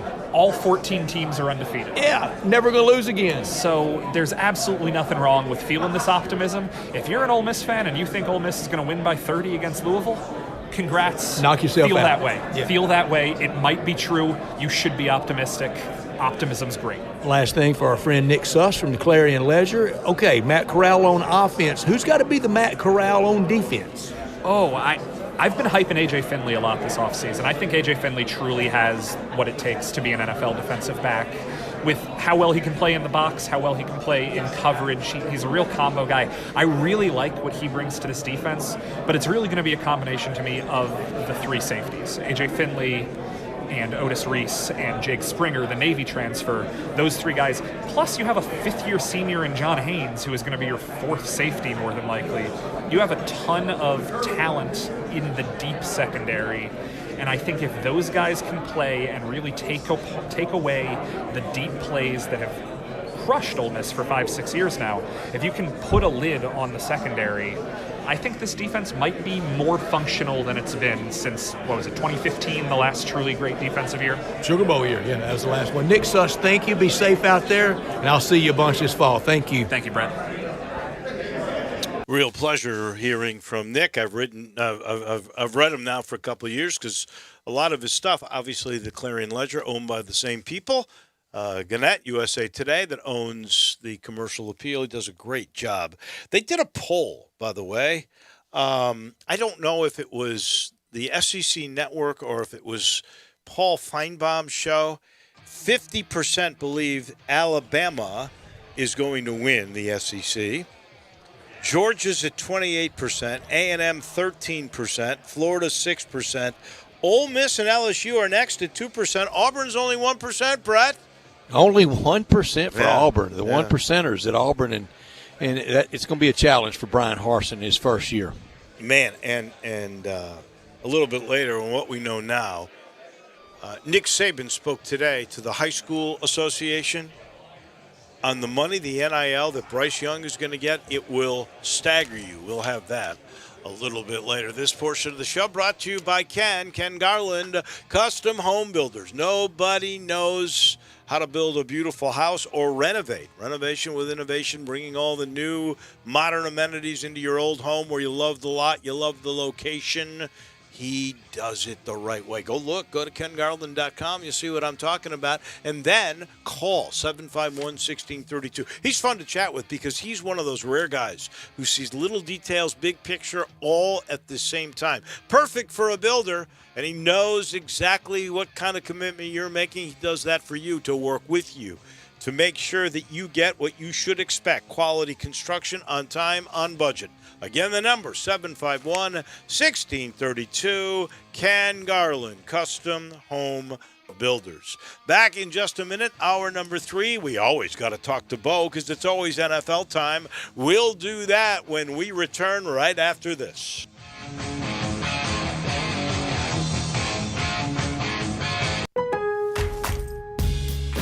Don't miss the savings during Lowe's Just for Pros event. Stop by the Pro Desk and get an extra 5% off volume savings orders over $1,500. Plus, look for more savings across the store, including tools, paint, lighting, and other pro essentials to help you get the job done right. Shop today at Lowe's, the new home for pros. Discount on eligible product only and reflected in quote. Terms and exclusions apply. See Pro Desk in store for details. Now through July 30th. U.S. only. There's an institution in East Memphis that I love talking about. It's the Spirit Shop at 4848 Poplar Avenue, right down the street from Clark Tower, and it looks like a log cabin. It's been around Memphis since 1969 with a family-owned, friendly, knowledgeable sales staff that is just a wonderful place to go. I love going in and talking wine or bourbons, and they've got such great selection. So if you've not visited the Spirit Shop in a while, it's been remodeled. You'll love what you see when you need spirits. Tell Eddie Wollo said hello. Hey everybody, ready for a new Chevy or pre-owned Chevy? Olive Branch is where you want to be. All-Star Chevy has new Silverados and Tahoes coming in. And if you're ready to sell your car, truck, or SUV, All-Star Chevy will buy it, even if you owe on it, and even if you don't buy one of theirs. Or you could just bring the title and get your check today. Spread the word, people. Remember, it's not South Haven, not Collierville, not Mount Moriah or the Pike, it's Olive Branch. So find new roads to Olive Branch and All-Star Chevrolet, or go to allstarautogroup.com. Upgrade your commute at Acura of Memphis. Seize the thrill and test drive one of our award-winning models, each packed with cutting-edge technology, luxurious amenities, and a driving experience that's sure to awaken your inner self. Driving shouldn't be a chore, it should be an adventure. Advance your drive today. Shop our aggressive lease and finance options now. Luxury is waiting at Acura of Memphis, or shop online 24/7. Visit AcuraofMemphis.com. Need to sell your home? You're in luck because I buy houses. All you have to do is call Bill at 901-406-1101. That's 901-406-1101. Grab that PIN, 901-406-1101, or just save it in your phone. Bill at I Buy Houses. I Buy Houses buys houses in any area, in any condition, at any time. As simple as that. I Buy Houses is guaranteed to close in 5 days. So if you need your cash fast, just call Bill at I Buy Houses, 901-406-1101. Has your house been on the market? Were you just tired of renters? Or is it just time to start over? Well, avoid repairing, cleaning, painting, and prepping your house. Just pick up the phone and call Bill at 901-406-1101. That's Bill at I Buy Houses. If you're in Southwind, South Memphis, North Mississippi, North Memphis, Collierville, if you can hear this, just call my friend Bill at I Buy Houses, 901-406-1101. We are Sports 56 WHBQ Memphis and W253DF Memphis, Flynn Broadcasting Stations. Welcome back to Sports Time on Sports 56 with Wallo and Stats. This hour of Sports Time is brought to you by DeSoto Auto Sales. Here once again are Dave Woloshin and Brett Norsworthy.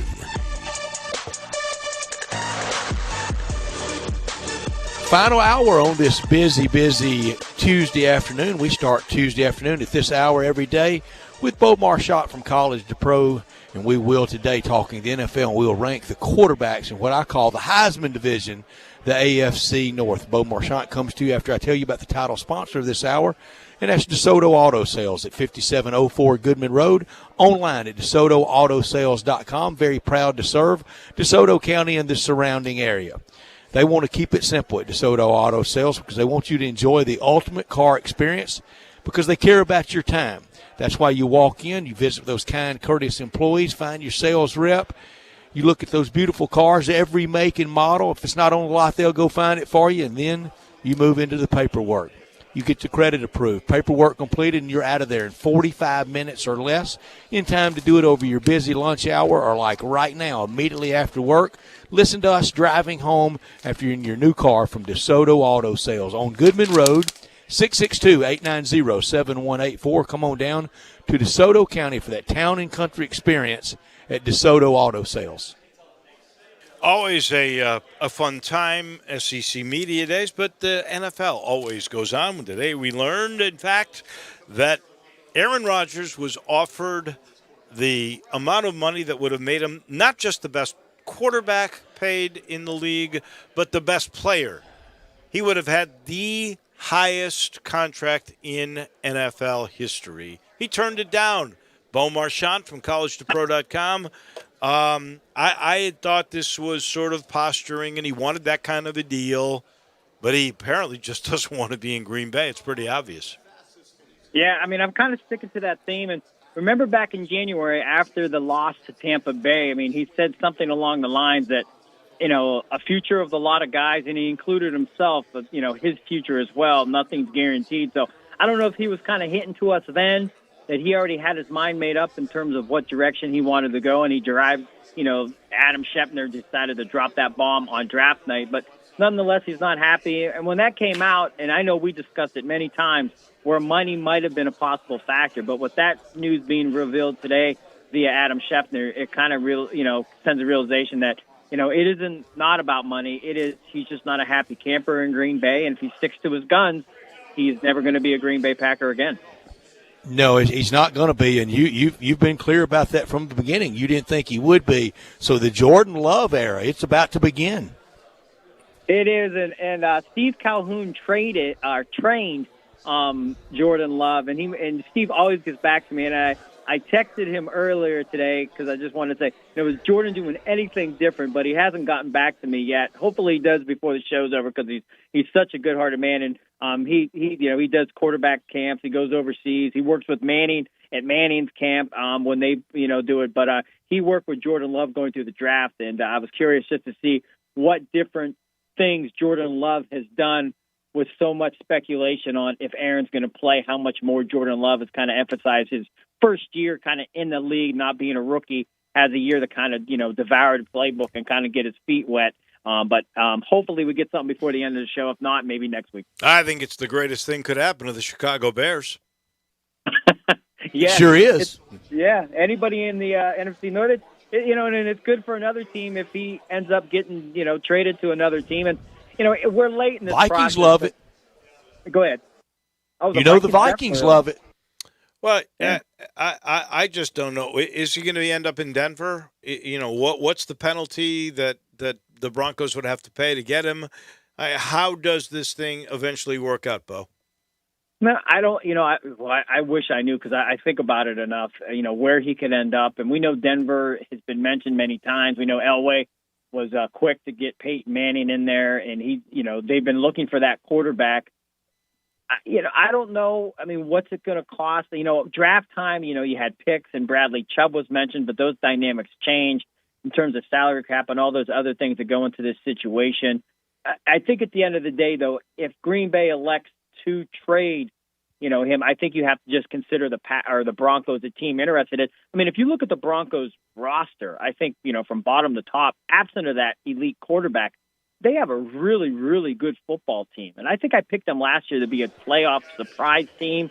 I think, but they fell a little short. But I think there's a lot of talent there. And if you add Aaron Rodgers, maybe they're not better than, Patrick Mahomes and the Chiefs, but they're pretty darn good. And, again, I mean, you're talking maybe 10, 11 wins would be a substantial upgrade from, what they had last year. I think 8-8. But at the end of the day, who knows? And he's Aaron Rodgers.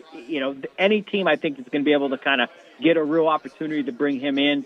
If that ends up unfolding, prior to training camp or during training camp, I could see it. Remember, I mean, Ryan Tannehill tore the ACL and Jay Cutler came in. He was debating broadcast booth and he came in for 1 year. So, if a quarterback gets hurt, who knows, that might push a team to kind of say, hey, what, let's go really all in and get Aaron Rodgers. But there's a lot to be seen. And as we ramp up towards training camp, guys, this is going to be a day in, every talk show, every TV station. Every hour. Every hour, it's going to be the Aaron Rodgers update, countdown, whatever you want to call it. It's going to be coming. Well, it should be a big story, but also to Denver, we know they got a Super Bowl win in Super Bowl 50, but we also know it ended rather fractious with Peyton Manning and John Elway there. John Elway it doesn't seem like it ends real happy with any quarterback there because John Elway wants everybody to play quarterback like John Elway did. Yeah, not to get off subject, but Peyton, last week was the Hall of Fame speech or Zoom calls. And Peyton alluded to how much he loved Denver. He still lives there now. So, I don't know how much influence that'll have, if they can, bring in it. He seemed kind of, I wouldn't say, a piece of the, still, kind of a voice of reason within that facility or organization. I don't want to say that, but it seemed like there was a lot of love there or, wanting to see the Broncos, succeed, and especially at the quarterback position, because we know Peyton loves quarterbacks, and and the way he talked about the Broncos in particular, I think he'd be all in to see a guy on Aaron Rodgers' level coming up. But at the end of the day, we, guys, I mean, it's going to be a lot of fun to talk about. I don't think he's going back to Green Bay. I don't think that's going to happen, and it's just a matter of, and I just don't know why the stubbornness on Mark Murphy and the Packers to say if this is what this guy wants. I know you don't want to bend and break to every, need of a player, but he's Aaron Rodgers. He's the franchise. He said, I'm not playing for you. You invested in Jordan Love. It's kind of, you made that bed. You kind of got to sleep in it now. So I just think, start the future now. And if not, you're going to go back into the draft next year and take another quarterback. Could you ever see that they just say, you know what, Aaron, you got a contract with us. You don't play. You don't pay. I'd love it. You're gonna end up losing. Go host Jeopardy. Your career's over. Yeah. Well, I mean, we've seen it. I mean, who thought Calvin Johnson, Barry Sanders, Jim Brown, greats of the game that walk away a little premature. I know he's 37, 39 years old. It's not like he's a young guy, but the way he played last year, MVP, you would think that there's a lot more football left in Aaron Rodgers. And I've said it again, how many times on this program that, his mind far outsees the football field in terms of, what he wants to do in his life. And, if it comes to that, maybe he's made that, decision where, hey, trade me and I'll play somewhere else. And if not, you know what? And everyone says, it's hard to walk away from $33 million. It is, but nobody wants to walk away from it. But when you have other desires and opportunities in life that you want to pursue, maybe that isn't the thing holding you back. And, you want to do other things and you can make money other ways. To say that he's turning away $33 million, he can't, recoup it's more than that, isn't it? Because somebody's making $50 million as the quarterback. Yeah. So he's walking away not only from $50 million for 3 years, wasn't that the deal? But on top of that, he would have won. I mean, that team is a decent team that could win with him. NFC Championship game last year. I mean, I am really totally shocked by this. I don't quite understand it because you get the money and the W's and add to your legacy. Now, maybe in his own mind he is done. Maybe the NFC Championship game last year, that was it. That's all he needs. If that's the case, he probably has enough money. And like you said, Brett, he could go do Jeopardy. Who knows? Yeah, $33 million would be a lot to Jordan Rodgers, who's here at SEC Media Days working for ESPN, but it may not be as much to Aaron Rodgers with the Green Bay Packers. All right, but we've been ranking these quarterbacks by division. We're going to go to the AFC North. We'll go NFC North. Well, I was going to say next week, but we got to wait till he gets settled before we go there. So next week we'll go in a different direction. We started with the East. We did AFC and NFC. Now we go to the AFC North. And I know this is a division you know well, cover as well and closely as anybody in the world. So we'll let you start first, Bo. Okay, this was, so far out of all the divisions that we've done, this to me was the hardest one because you have such youth, it's and then the you best. have the old guy. I Ben. think it's the best quarterback division that we've had so far. Now I'm gonna get 3 quick rankings. Fourth quarter, I need one guy to win the game. I'm going Ben, Lamar, Joe Burrow, Baker Mayfield. But right now, I told you he would go with Ben, didn't I? Tell you. Fourth quarter comeback. Now this is the list of best quarterbacks. I think this is the best quarterback list. Now I might shock some here, but I love Joe Burrow. I'm going Joe Burrow 1. Oh my goodness, are you crazy? Well, I'm not talking team performance. I'm talking quarterback. That's where it's kind of tricky. You can't say the Bengals are probably going to supersede the Ravens or the Browns or even the Steelers.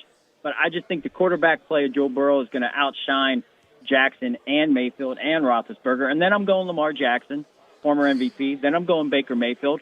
And, Dave, I'm putting Ben Roethlisberger as the last quarterback. Wow. So, again, fourth quarterback comeback. I'm taking Ben. Stunning. But, in terms of quarterbacks here, I'm going that route. I didn't quite slice the cake like that. Did you, Dave? No. You want me to give you mine? Please. And then Brian. I think Joe Burrow is going to be great, but we got to go, like you just said, we got to go with the way it is right now. Joe Burrow. That's the day I'm living right now. He's 4 because who knows? And who knows how he comes back from that injury. Devastating knee injury. Baker Mayfield's really good, but this division is so good, I think he's 3 at the moment. If Ben were healthy, he'd be number 1 for me. I still think he'll be healthier than he was last year. That's why I put him 2. And I have Lamar Jackson as the best quarterback in probably the best quarterback division. Well, all right, Bryant. So I put Joe Burrow at number 4. Like you said, Dave, that injury, we'll have to see what he can do next year. I put Ben Roethlisberger at 3. I think the age, the injury, I put him at 3. 2, Baker Mayfield.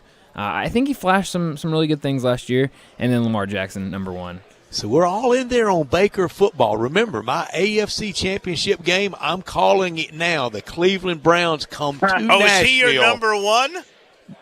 No, he's not. Oh. They come to Nashville to play the Titans. AFC Championship game in Nashville in February. The kiss of death, just like your Detroit Lion pick. My Browns, Dave. My Brownies. I can't wait when they stumble to see how quickly you get off that dang train.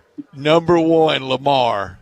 Just what he's done and what he can do, and he can get better and will get better in the pocket. Number 2, Baker football. Baker Mayfield's college game reminiscent of Johnny. Good thing for him. Pro career doesn't resemble Johnny's.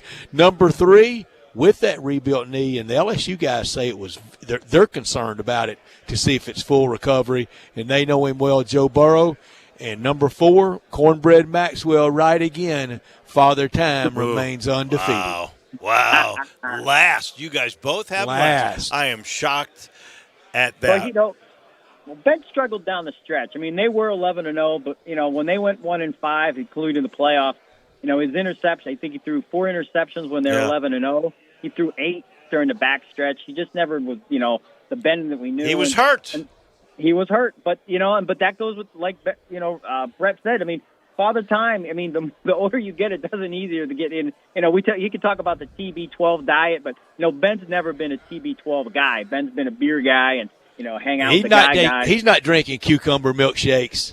No, he's drinking Falstaff. Yeah, and then Baker. Baker. Listen to this stat, guys. Baker was career 61.2 career passer rating. But last year's completion percentage, 62.8. You know who he was ahead of? He was ahead of these gentlemen: Daniel Jones, Dwayne Haskins, Sam Darnold, Drew Lock. I mean, I just don't think those are names that are reminiscent. The top 4, Aaron Rodgers, Drew Brees, Deshaun Watson, Josh Allen. So, they're 64.5, 66, but that's a critical number. The Browns are a run-based team, but if that run game slips or can't get it done, and you got to put it on Baker Mayfield, I think that's where the struggle is going to start. He's got a contract coming up, a lot of hype. Brett's already said they're going to the Super Bowl. It's going to be weird to see how he kind of handles all that because we know he can get frustrated pretty easy. He's not going to the Super Bowl. No. My man is going to be off that train so quick, it's unreal. Thank you, Bo. As always, we appreciate it, and we'll talk to you next week.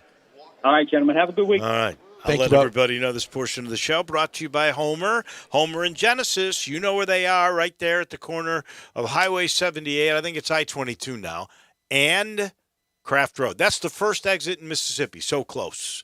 All you do is turn left, and then you go see all the product it is there. All the safety and the great ride that you get with Hyundais and the luxury that you get with Genesis. And, by the way, they've got plenty of product, and they got a team that's been together 14 years. Sales, finance, maintenance, they do it all. And this product, not only is it so good, it's durable. Every car gets a 10-year, 100,000-mile limited powertrain warranty. And you know that Chris True philosophy, it's taking care of you. That's why every new car gets a 3-year, 36,000-mile maintenance package. They're going to change your oil. They're going to rotate your tires. They're going to make sure every belt is tight, all the fluids are in the proper levels, and you are running at peak efficiency. I'm telling you, it is the way car business should be done. Please go for yourself. Go take a look. You owe it to your family to drive the safest car and the best car. That's Hyundai and Genesis from Homer Skelton Hyundai and Genesis of Olive Branch. A little bit earlier, we talked postseason. We talked the Chick-fil-A Peach Bowl, and Brett was able to sit down with Gary Stocken.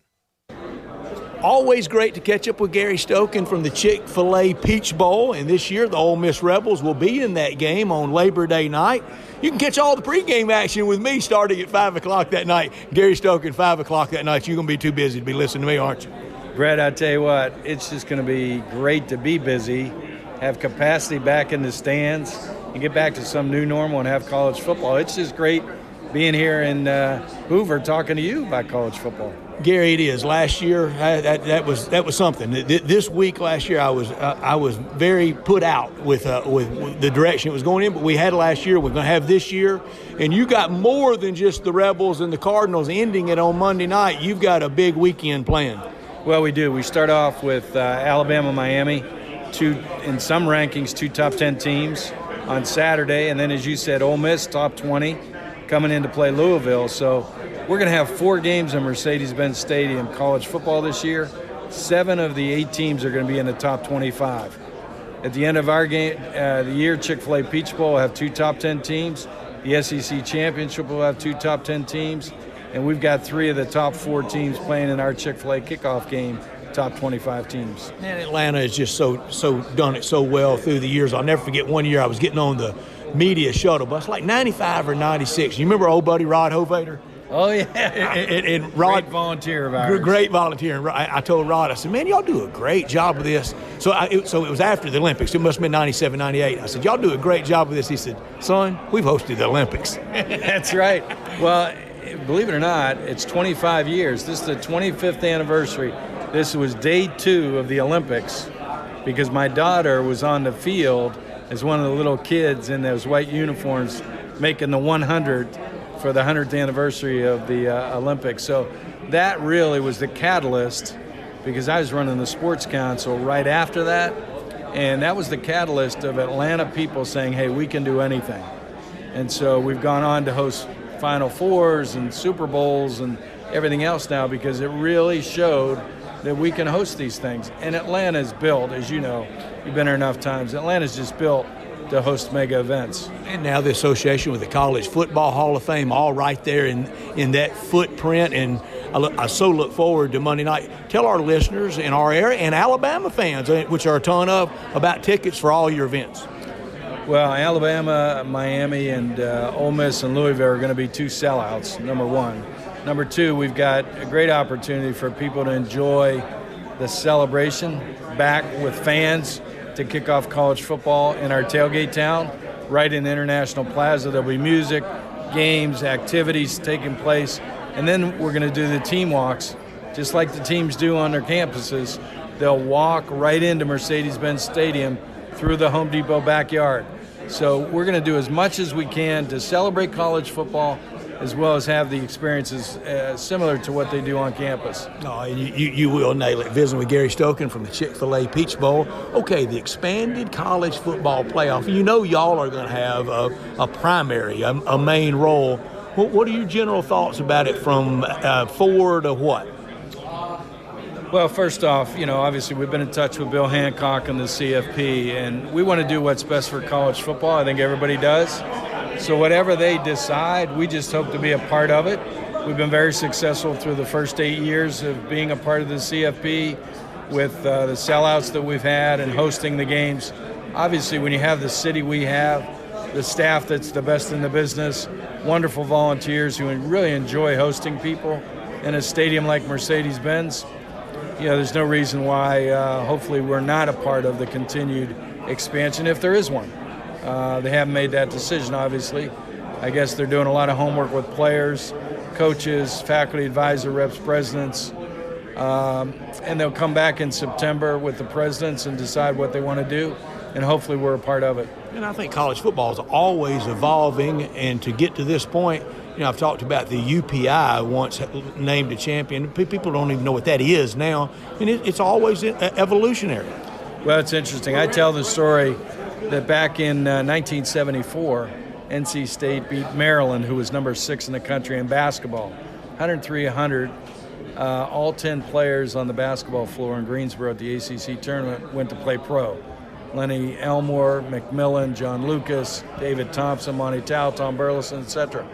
And Maryland, who lost the game 103-100 in overtime, wasn't able to go to the NCAA tournament because they only took 24 conference champions. The next year, the NCAA expanded to 32 teams. So as you said, there's always evolution. And, college football is the number 2 sport in this country. No question. Only behind the NFL. And so when you're talking about... I'm tired of even trying to discuss it with people. It's 1 and 2, NFL and college. No doubt. Now, there's a big gap, obviously. It is. But college football is way ahead of the other ones. And so whatever is best for college football, we need to continue to evolve. And like I say in business, if you stagnate, you die. We don't want to stagnate. We want to continue to grow this sport and continue to help players, continue to help fans have enjoyable lives, visiting campuses and visiting bowl games, etc. And so hopefully whatever the presidents decide, again, we'll be a part of it and continue to do the great job we do. You went through that North Carolina State Wolfpack lineup very easily there, being old Wolfpack as I know you are. You left out Tom McMillan and John Lucas on that Terrapin team, didn't you? No, I said Lenny Elmore, McMillan, and Lucas. Okay. They were in there. Yeah, they were in there. Lefty Dressel still mad about that year. Yeah. Well, Lefty, they turned down a bid for the NIT that year and didn't go anywhere. Yeah. Because they were so disappointed they couldn't go to the NCAA. That's running red hot, isn't it? Oh, yeah. Lefty was great. I got ton of stories on Lefty, but that's another day.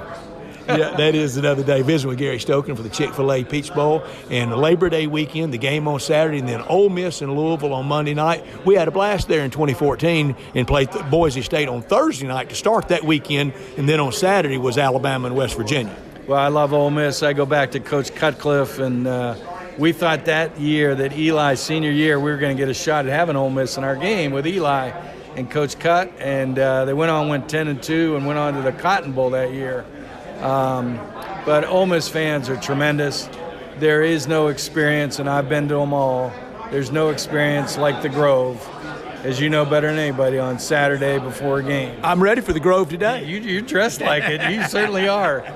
But we look forward to hosting all the Ole Miss fans, and what a great team. Lane, we've had Lane in our game before when he was at Tennessee, when he was at Alabama. Lane's a friend, and we look forward to hosting him again. And Corral, what a great quarterback. Could be up for the Heisman this year, depending on what kind of year Ole Miss has. So, Ole Miss coming in with a great team. I wouldn't be surprised if they surprise some people in the West this year.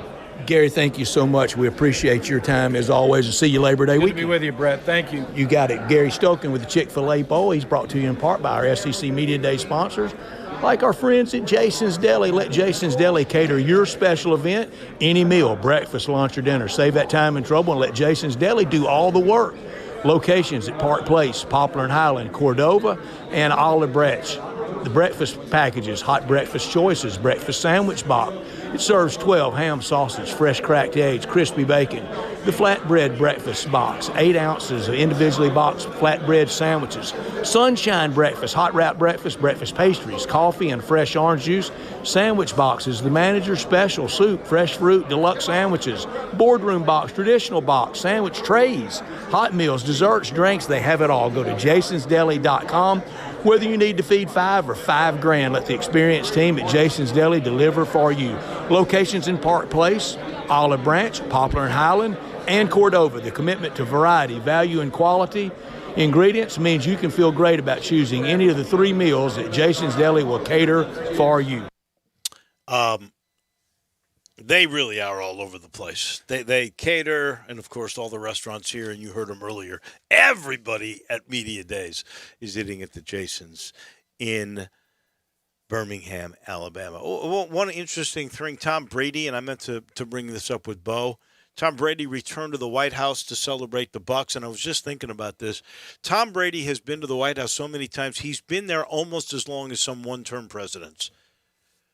It's amazing how often he seems to go to meet with the press. This portion of the show is brought to you by James Davis Menswear. I wonder if they were wearing, like, custom-made clothes today for that visit with the White House. Do they dress up for that? Would they go and get a Stant shirt and maybe a Stant pant to go see the president so it fits good and you're comfortable? I would. I certainly would. And I wish all of you would. And the only place that you can get that Stant custom fitting system, that's with the computer and the algorithm, where the best fitting, wonderful quality shirts and pants come from. It's the only place you can get it in Memphis is at James Davis in the Laurelwood Shopping Center. And the annual summer sale going on right now. All the newest goods are in. And you get the great deals for a limited time. So go see Shine and all the gang. They've been taking care of you for years. Go ask about the To-Me luggage. If you're going to start traveling again, we're all doing that. You need the best luggage in the world. You bet you can get that at James Davis. The only place to get the Stand, all the summer sales going on right now. All you got to do is get to Laurelwood. James Davis Men's Store, the best men's store in all of Memphis. We pause for just a second. When we come back, the Vols are front and center. Grab a seat with Johnny Radio for Sports 56 Happy Hour. Weekdays from 1 to 3 on Sports 56 and 98.5 FM. We all need that great snack on the course, at home, or on the go. Golf Sticks Pretzels twist hits the spot. STIX. Go to golfstickspretzels.com and order now. The company is in West Point, Mississippi. Buy by the case, 3-ounce golf sticks, 12-bag count, 12 individual 3-ounce bags for $24. Buy by the case, 3-ounce case, 36-bag count, 3 ounces per bag, $42. In all the area golf shops like TPC Southwind, Spring Creek, Miramichi, Memphis National, Timber Trust, and of course at Old Waverly and Mossy Oak Golf Club with the company right there in West Point, Mississippi. Guaranteed a birdie in every bag. They provide a delicious, healthy snack for athletes, fans, and it promotes the great game of golf. Proven to be the best tasting pretzel, Golf Sticks Pretzels coated with specialty seasoning paired with a buttery crunch that will power you through any season. Make it your second golf bag. GolfSticksPretzels.com, STIX, a birdie in every bag. GolfSticksPretzels.com. The moment you fire up a Gator UTV, the engine has your full attention. The completed job is on the horizon, and the trail meets its match. Just like that, you made short work of a long to-do list. Run with us on a John Deere Gator UTV. With effortless four-wheel drive at the flip of a switch and our smoothest shifting transmission yet. Nothing runs like a Deere. Search John Deere Gator for more. Hey, listen up, Mid-South. It's time to get your new ride on at Gossett Chrysler Jeep Dodge Ram Fiat with the biggest Make This the Summer event you've ever seen. Check out 2021 Dodge Challenger at $389 a month. Power up in a 2021 Dodge Charger at $429 a month. And get adventure ready in a 2021 Jeep Wrangler Sport, now just $539 a month. And don't forget to check out the all-new 2021 Jeep Grand Cherokee L. Never a better time to trade or buy a new Chrysler Jeep Dodge Ram Fiat from Gossett. So drive past the rest and come to the best or shop online anytime at GossettMotorCars.net. If you want it, we got it at Gossett Motor Cars. Almost finance through Chrysler, 75 months at 3.99 APR, 3,500 down. Challenger MH586,606, MSRP 31,835. Charger MH602255, MSRP 33,435. Wrangler MW663938, MSRP 40,650. Includes all rebates and incentives. PF 695. Excludes tax title and license with approved credit. See dealer for complete details. Offer valid through 7/31/2021. Dealer stock only. Welcome back to Sports Time on Sports 56 with Wallo and Stats. This hour of Sports Time is brought to you by DeSoto Auto Sales. Here once again are Dave Woloshin and Brett Norsworthy. It has been a busy day. I mean, we have run the gamut. We have talked Georgia. We have talked Kentucky. We talked about the Rebels and the lofty aspirations they have. They got that great offense. How good will the defense be? You got to wonder, Tennessee has a genius of a new head coach when it comes to offense. But Josh Heupel has to have his personnel to run that system. It'll be interesting to see as there was a very nice conversation between our Brett Norsworthy and Jimmy Hyams. Always great catching up with Jimmy Hyams, Mr. Tennessee Vol. He knows what's going on at Tennessee. And, Jimmy, yet another change. Yeah, that's become commonplace at Tennessee. Since Philip Fulmer was fired, they've gone through Lane Kiffin, Derek Dooley, Butch Jones, Jeremy Pruitt, now Josh Heupel. And with each case, it seems like the coach has an uphill climb because the roster left behind was not the most desirable. Jimmy, I don't know what it wins us. It wins us nothing, but I think you were more on the patient track in 2008, and I know my partner Dave Woloshin and I were on we don't know what the unintended consequences could be. Now we know 13 years later. Yeah, I had a really good friend of mine that told me if Tennessee fired Fulmer, it would take them 10 years to recover. It's been longer than that. There were people that said, you got to fire Fulmer because he's had 2 losing seasons in 4 years. He's also had 2 SEC championship game appearances in 5 years. So which one do you put the most importance on? Well, obviously Tennessee hadn't done very well since Fulmer was fired, and it's been an uphill climb. The whole deal, though, to me is to rectify this, you got to hire the right coach. I mean, Alabama was going through a swoon for a while before they hired Saban. So was LSU before they hired Saban. So when Tennessee hires Saban, look out. Nick Saban to Tennessee. You just made international news. Bezos is going to get that up in space. Well, that's bigger than the Olympics, isn't it? It's pretty darn big, Jimmy. All right, so what's the first sign of Tennessee football being back? Wow. Well, the first sign to me will be whether their offense can get clicking. Now, that's going to be Josh Heupel's challenge. If he can milk this offense for 30-plus points a game after what they've been through under the Jeremy Pruitt era for 3 years, then this guy will prove himself once again to be a really good offensive mind. Now the next step, once he gets the offense fixed, and I think he can do that, he's got to get some defensive players. They have a lack of really good defensive players. They're not very good at linebacker. The defensive line is okay, not much depth. The secondary is okay, not a lot of depth there. But he's going to have to recruit defensive players. I think it's easier to take 3-star offensive players and make them stars than it is to take a 3-star defensive player and win at a high level. And so the big key there would be Walter Nolan.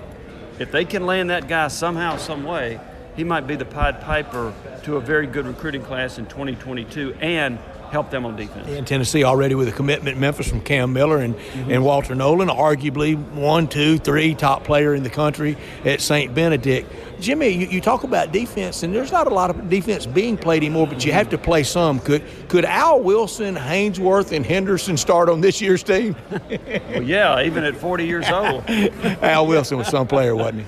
Oh, he was a great player, and he was a great leader, and they have missed that. Of course, there are not many Al Wilsons. No, there's not. So that's hard to make that kind of comparison. But from Tennessee's perspective, they've got to get the impact players like the Hendersons, the Haynesworth, the Al Wilsons, the Deion Grants, and those type players to get this thing turned around on defense. Now, you mentioned not a lot of defense being played. Last year, Ole Miss averaged 39 points a game. They gave up 38 a game. 14th in defense. Yeah, and they were exciting to watch. Well, it was fun. And I see a little bit of that out of Tennessee. I don't see them averaging 39 or giving up 38. It may be more like 32, 32. But that's kind of what I see for Tennessee's season. Could you believe, what was harder for you to believe, how it ended for Philip Fulmer as head coach or how it ended for Coach Fulmer as athletics director Fulmer?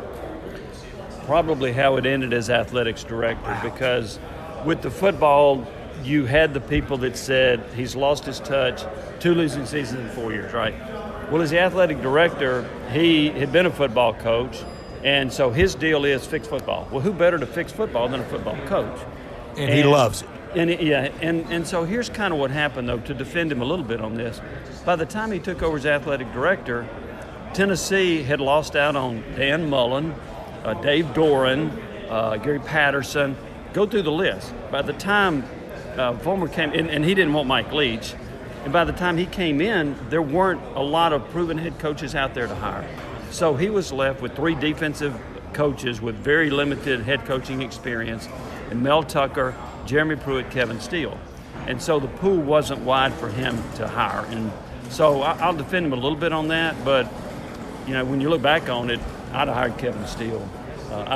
He was a more mature person. Tennessee guy. Coach, Tennessee guy, understood the ropes, and I think he would have done a better job of being the CEO of the football program. And tough son of a gun. Was as a player, has been as head coach. When you square off on the sideline with the Carolina Panthers with Kevin Green, you're pretty tough. Yeah, and look, I think Kevin's a smart guy.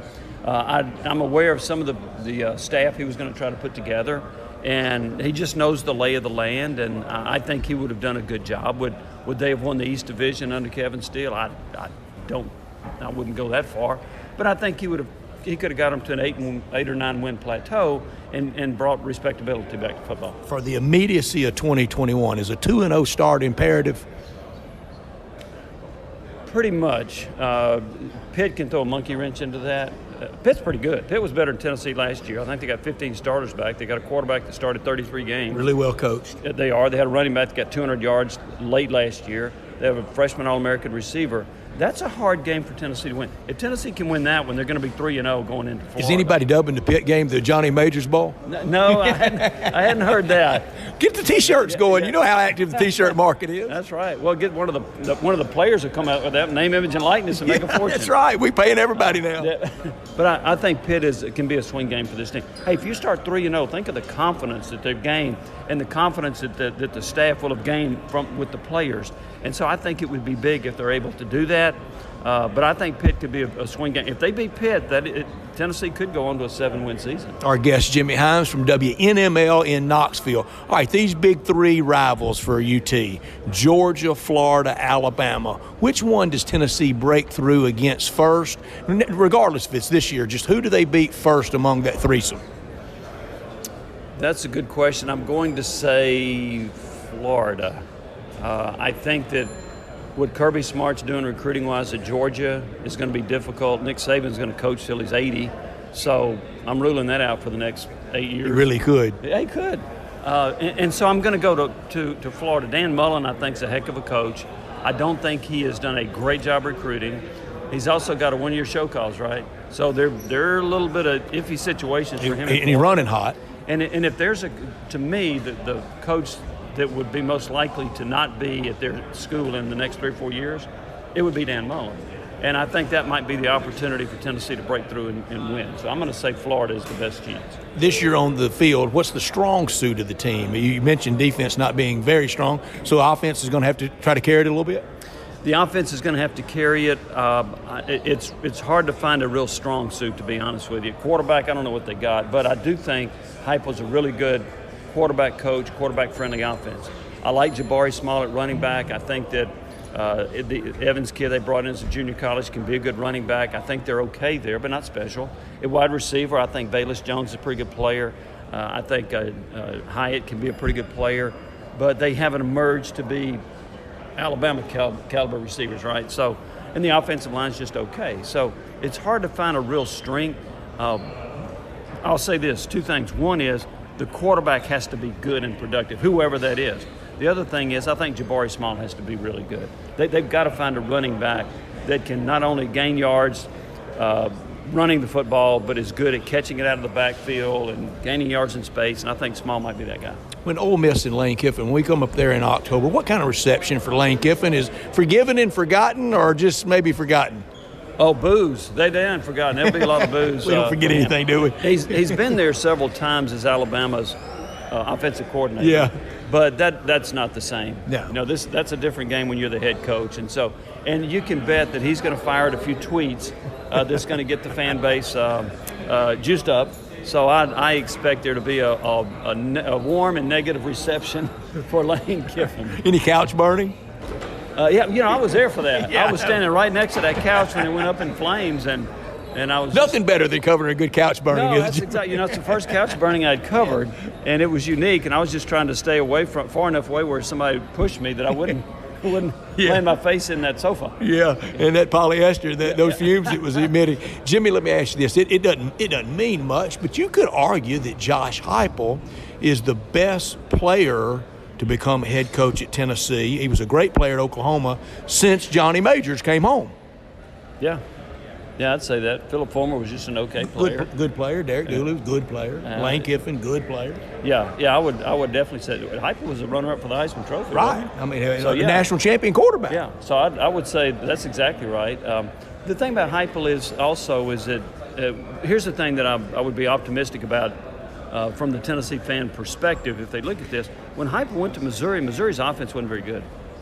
And a couple of years later, Missouri led the SEC in offense. How'd they do that? Now, I know they had Drew Lock, but he also got a lot of mileage out of running backs and receivers that people really hadn't heard much of. So I think he is a really, really good offensive mind. And the whole key for him is going to be to recruit good defensive players to get this thing turned around in Tennessee. Jimmy, it is always great to catch up. I'll see you in Knoxville. I can't wait to watch that T-form. I look forward to it, and it'll be great to be able to go out and cover football games again with a large stadium, a large fan base. The way it should be. The way it should be. That's Thank right. you, Jimmy. Thank you. Jimmy Himes and all.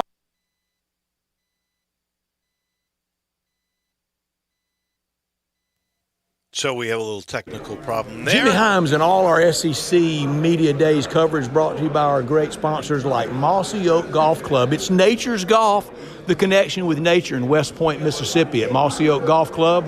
The combined philosophy of the George Bryan family, course architect Gil Hance, and the #1 brand in outdoors, Mossy Oak, they've delivered the full experience. Guests are greeted with the gentle charm of the region. In partnership with Old Waverly, these two great courses, they've delivered an unrivaled experience. The only location in the Mid-South with two top 100 courses in one location. They're across the street from each other. The cottages at Mossy Oak open to the golf course, spacious accommodations.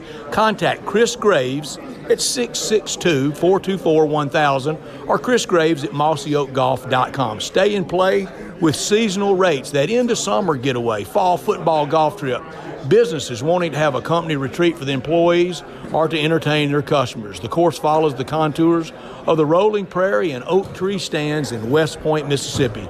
Contact Chris Graves, Sales and Marketing Manager at 662-524-1000 or go to mossyoakgolf.com. It's interesting to me. I was listening to Jimmy and Brett talk about it, and Jimmy sort of left us with Tennessee's going to have to recruit some defensive players. And I'm not disputing that at all. But I also have to say to you, I've watched that Heupel offense. I've watched the intricacies of it. I've watched the way he has been able to get athletes. And Scott Frost had the same kind of athletes. So Heupel came in with athletes in place to run the system that he loves to run. I'm not convinced that Tennessee has that. I'm pretty well convinced he'll get them there, but I don't believe they're there this year. I think they need to recruit some of those guys as well. We'll have final thoughts and Taco Bell crunch time coming your way in just a couple of moments. Broadcasting from the Family Leisure Studio, we are Sports 56 and 98.5 FM.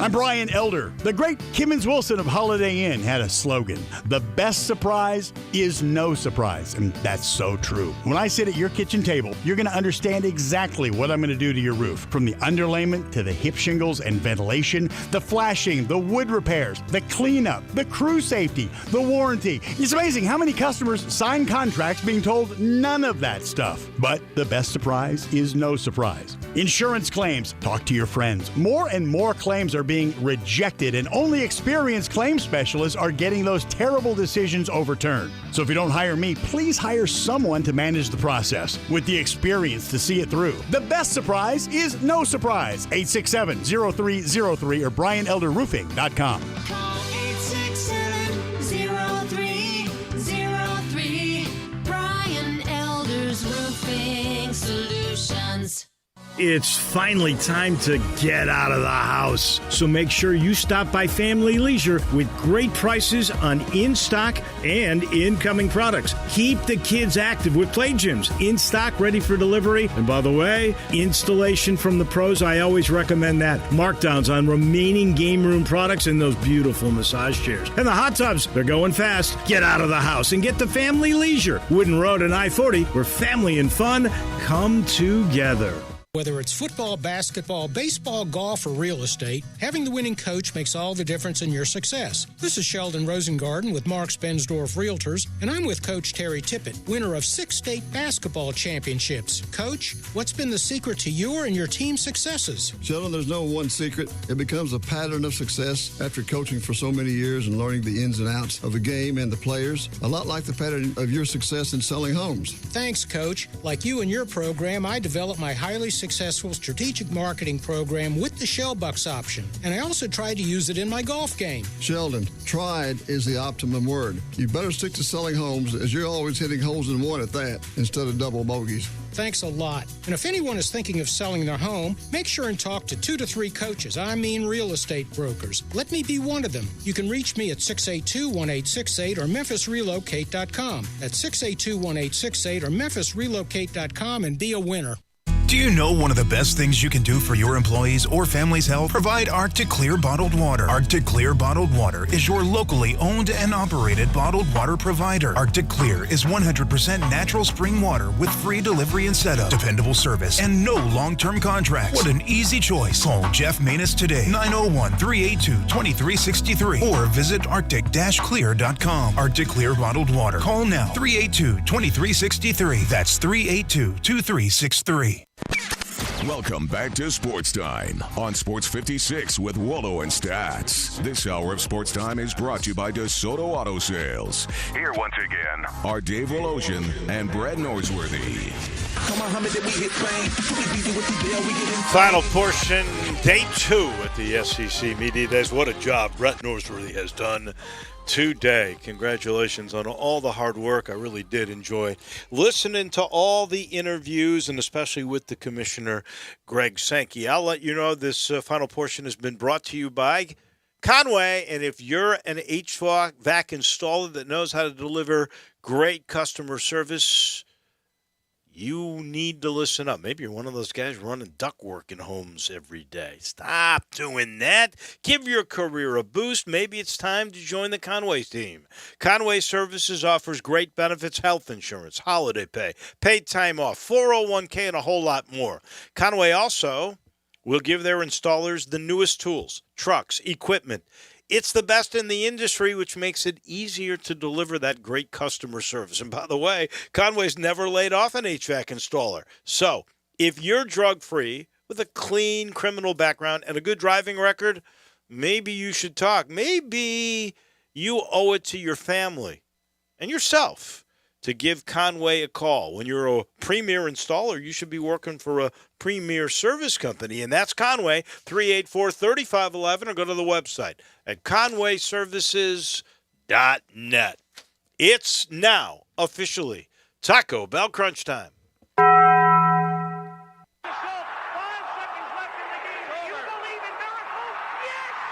Go crazy, folks!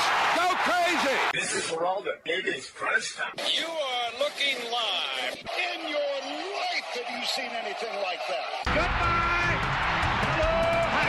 Boop! Choo-choo! What's happening, big dog? How you doing? It's obviously crunch time. Hammer, nail, coffin, this baby is over. All one.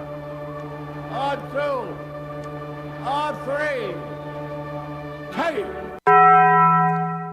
Time for Taco Bell Crunch Time. Taco Bell, home of the crispy tortilla chips, topped with a double portion of either seasoned beef or shredded chicken, plus refried beans, nacho cheese sauce, reduced fat sour cream, guacamole, and a 3-cheese blend.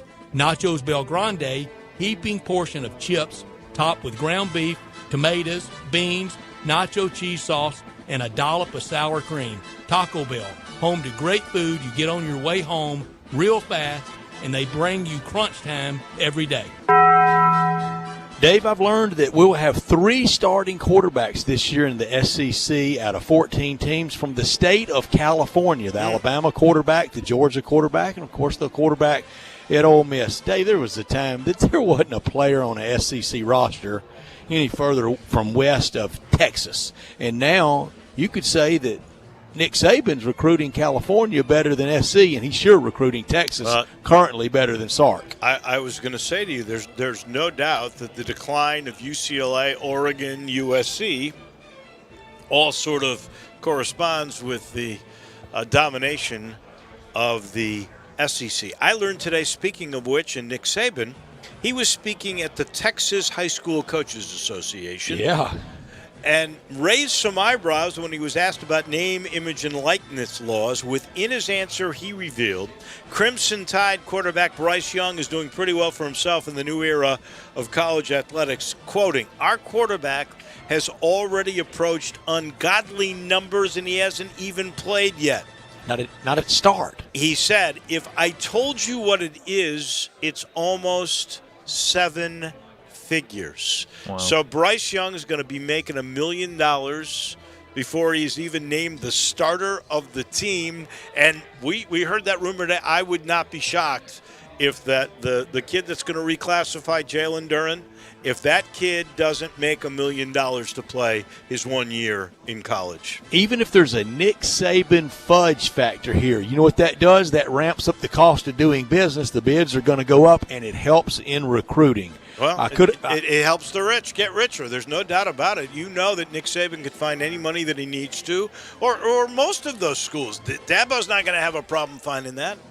Could have done without this today. So I run into my old buddy Roman Harper, defensive back for Alabama, played for the Saints, Super Bowl winner with the Saints. See him, we visit, and I talk about to him in 2005, he was on an Alabama team that stopped the long losing streak to Tennessee by winning 6-3 in Tuscaloosa. And I said, Roman, it won't be that kind of game again ever in the SEC.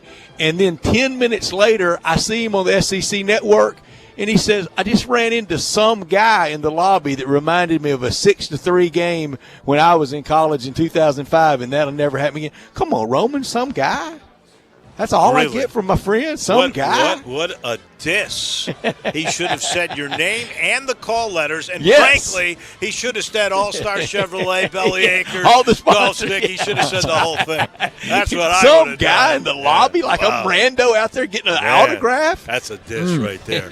I could have done without this story. Even as women's soccer and softball is set to begin in Tokyo, and I mean tomorrow, and the rest of the Olympics await Friday's opening ceremony, the head of the Tokyo Organizing Committee didn't rule out a last-moment cancellation of the games due to the surging COVID-19 cases. Toshiro Muto sent shockwaves through the Olympic villages today when he didn't rule out scrapping this delayed and beleaguered event altogether. At a news conference, he was asked if the games might be canceled. I quote, "We can't predict what will happen with the number of coronavirus cases, so we will continue discussions if there is a spike in cases." I know they're going to fight this on every level to have these NBC games, but wow. is going to fight it. Yeah. Wow. What do you think the suits and maybe cancellation insurance carriers that NBC's has paid that big premium to, but they've got to step up and write that check if it's canceled? They don't want that for sure. They Look, don't. the Emperor of Japan doesn't want it. They did a poll. 80% of Japanese citizens don't want it.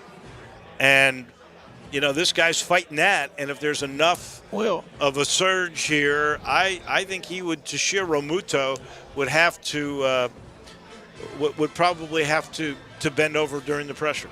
He would have to weigh the factors of public health safety and the possibility of a mass casualty event. That's what the president had to listen to last March when Dr. Fauci walked in and said by the 4th of July there's going to be 2 million dead. Well, they missed badly on that. Oh, they did. But you can't take that risk. No. By the way, Fauci was feisty today. Yeah, he was. He doesn't like being questioned. No, well, he doesn't like it at all. He basically called a senator a liar. He did. He does not like being questioned. He does not like the past comments being brought back up. And again, my favorite debate's going to be someday when Dr. Fauci debates Dr. Fauci because he's taking every side of every issue. Keeping a close eye tonight on Game 6. We could have the Larry O'Brien Trophy handed over to the Milwaukee Bucks tonight. We'll keep an eye on that, see if Giannis, he'll really shut up the detractors tonight with a win, and we know what it starts for Chris Paul. Phillies at Yankees, that's Nola versus Herman. Also tonight, you got the Jays at Red Sox, Mets at Reds, Dodgers host the Giants late, and the Cubbies and the Cardinals at Busch Stadium. Yeah, I don't even know who won that game last night. I don't care. I could remind you. I'm sure you it's in could. all the newspapers today, the box score. I'm sure you could. I know the Cardinals won that game. Cubs have had feasted on the Cardinals this year. I'm just shocked that you did not bring it up until promoting it tonight. Well, Dave, I mean, you were going to be there for me with posting bail if I got into SEC Media Days prison over mentioning basketball. So I had to be there for you with the Cubs. I am not going to be around the next 3 days, but I know you will carry on. You have done an outstanding job today. Thank you, Dave. We want to thank Buck Ballou, John Hale, Brent Beard, Greg Sankey, Nick Suss, Bo Marchant, Gary Stokin, and Jimmy Himes. What a show today. Who are the schools tomorrow? Tomorrow we're going to get Alabama. We're going to get Mississippi State. We're going to get, who are the other two that I don't have in front of me right now? Texas A&M and Vanderbilt. Texas A&M and Vanderbilt. Thank you. And we will have guests from all, including Vandy for the Memphis fans of those, and of course a lot of Mississippi State tomorrow. And we got it all covered. It'll be great. You guys enjoy. I'll see you next Monday.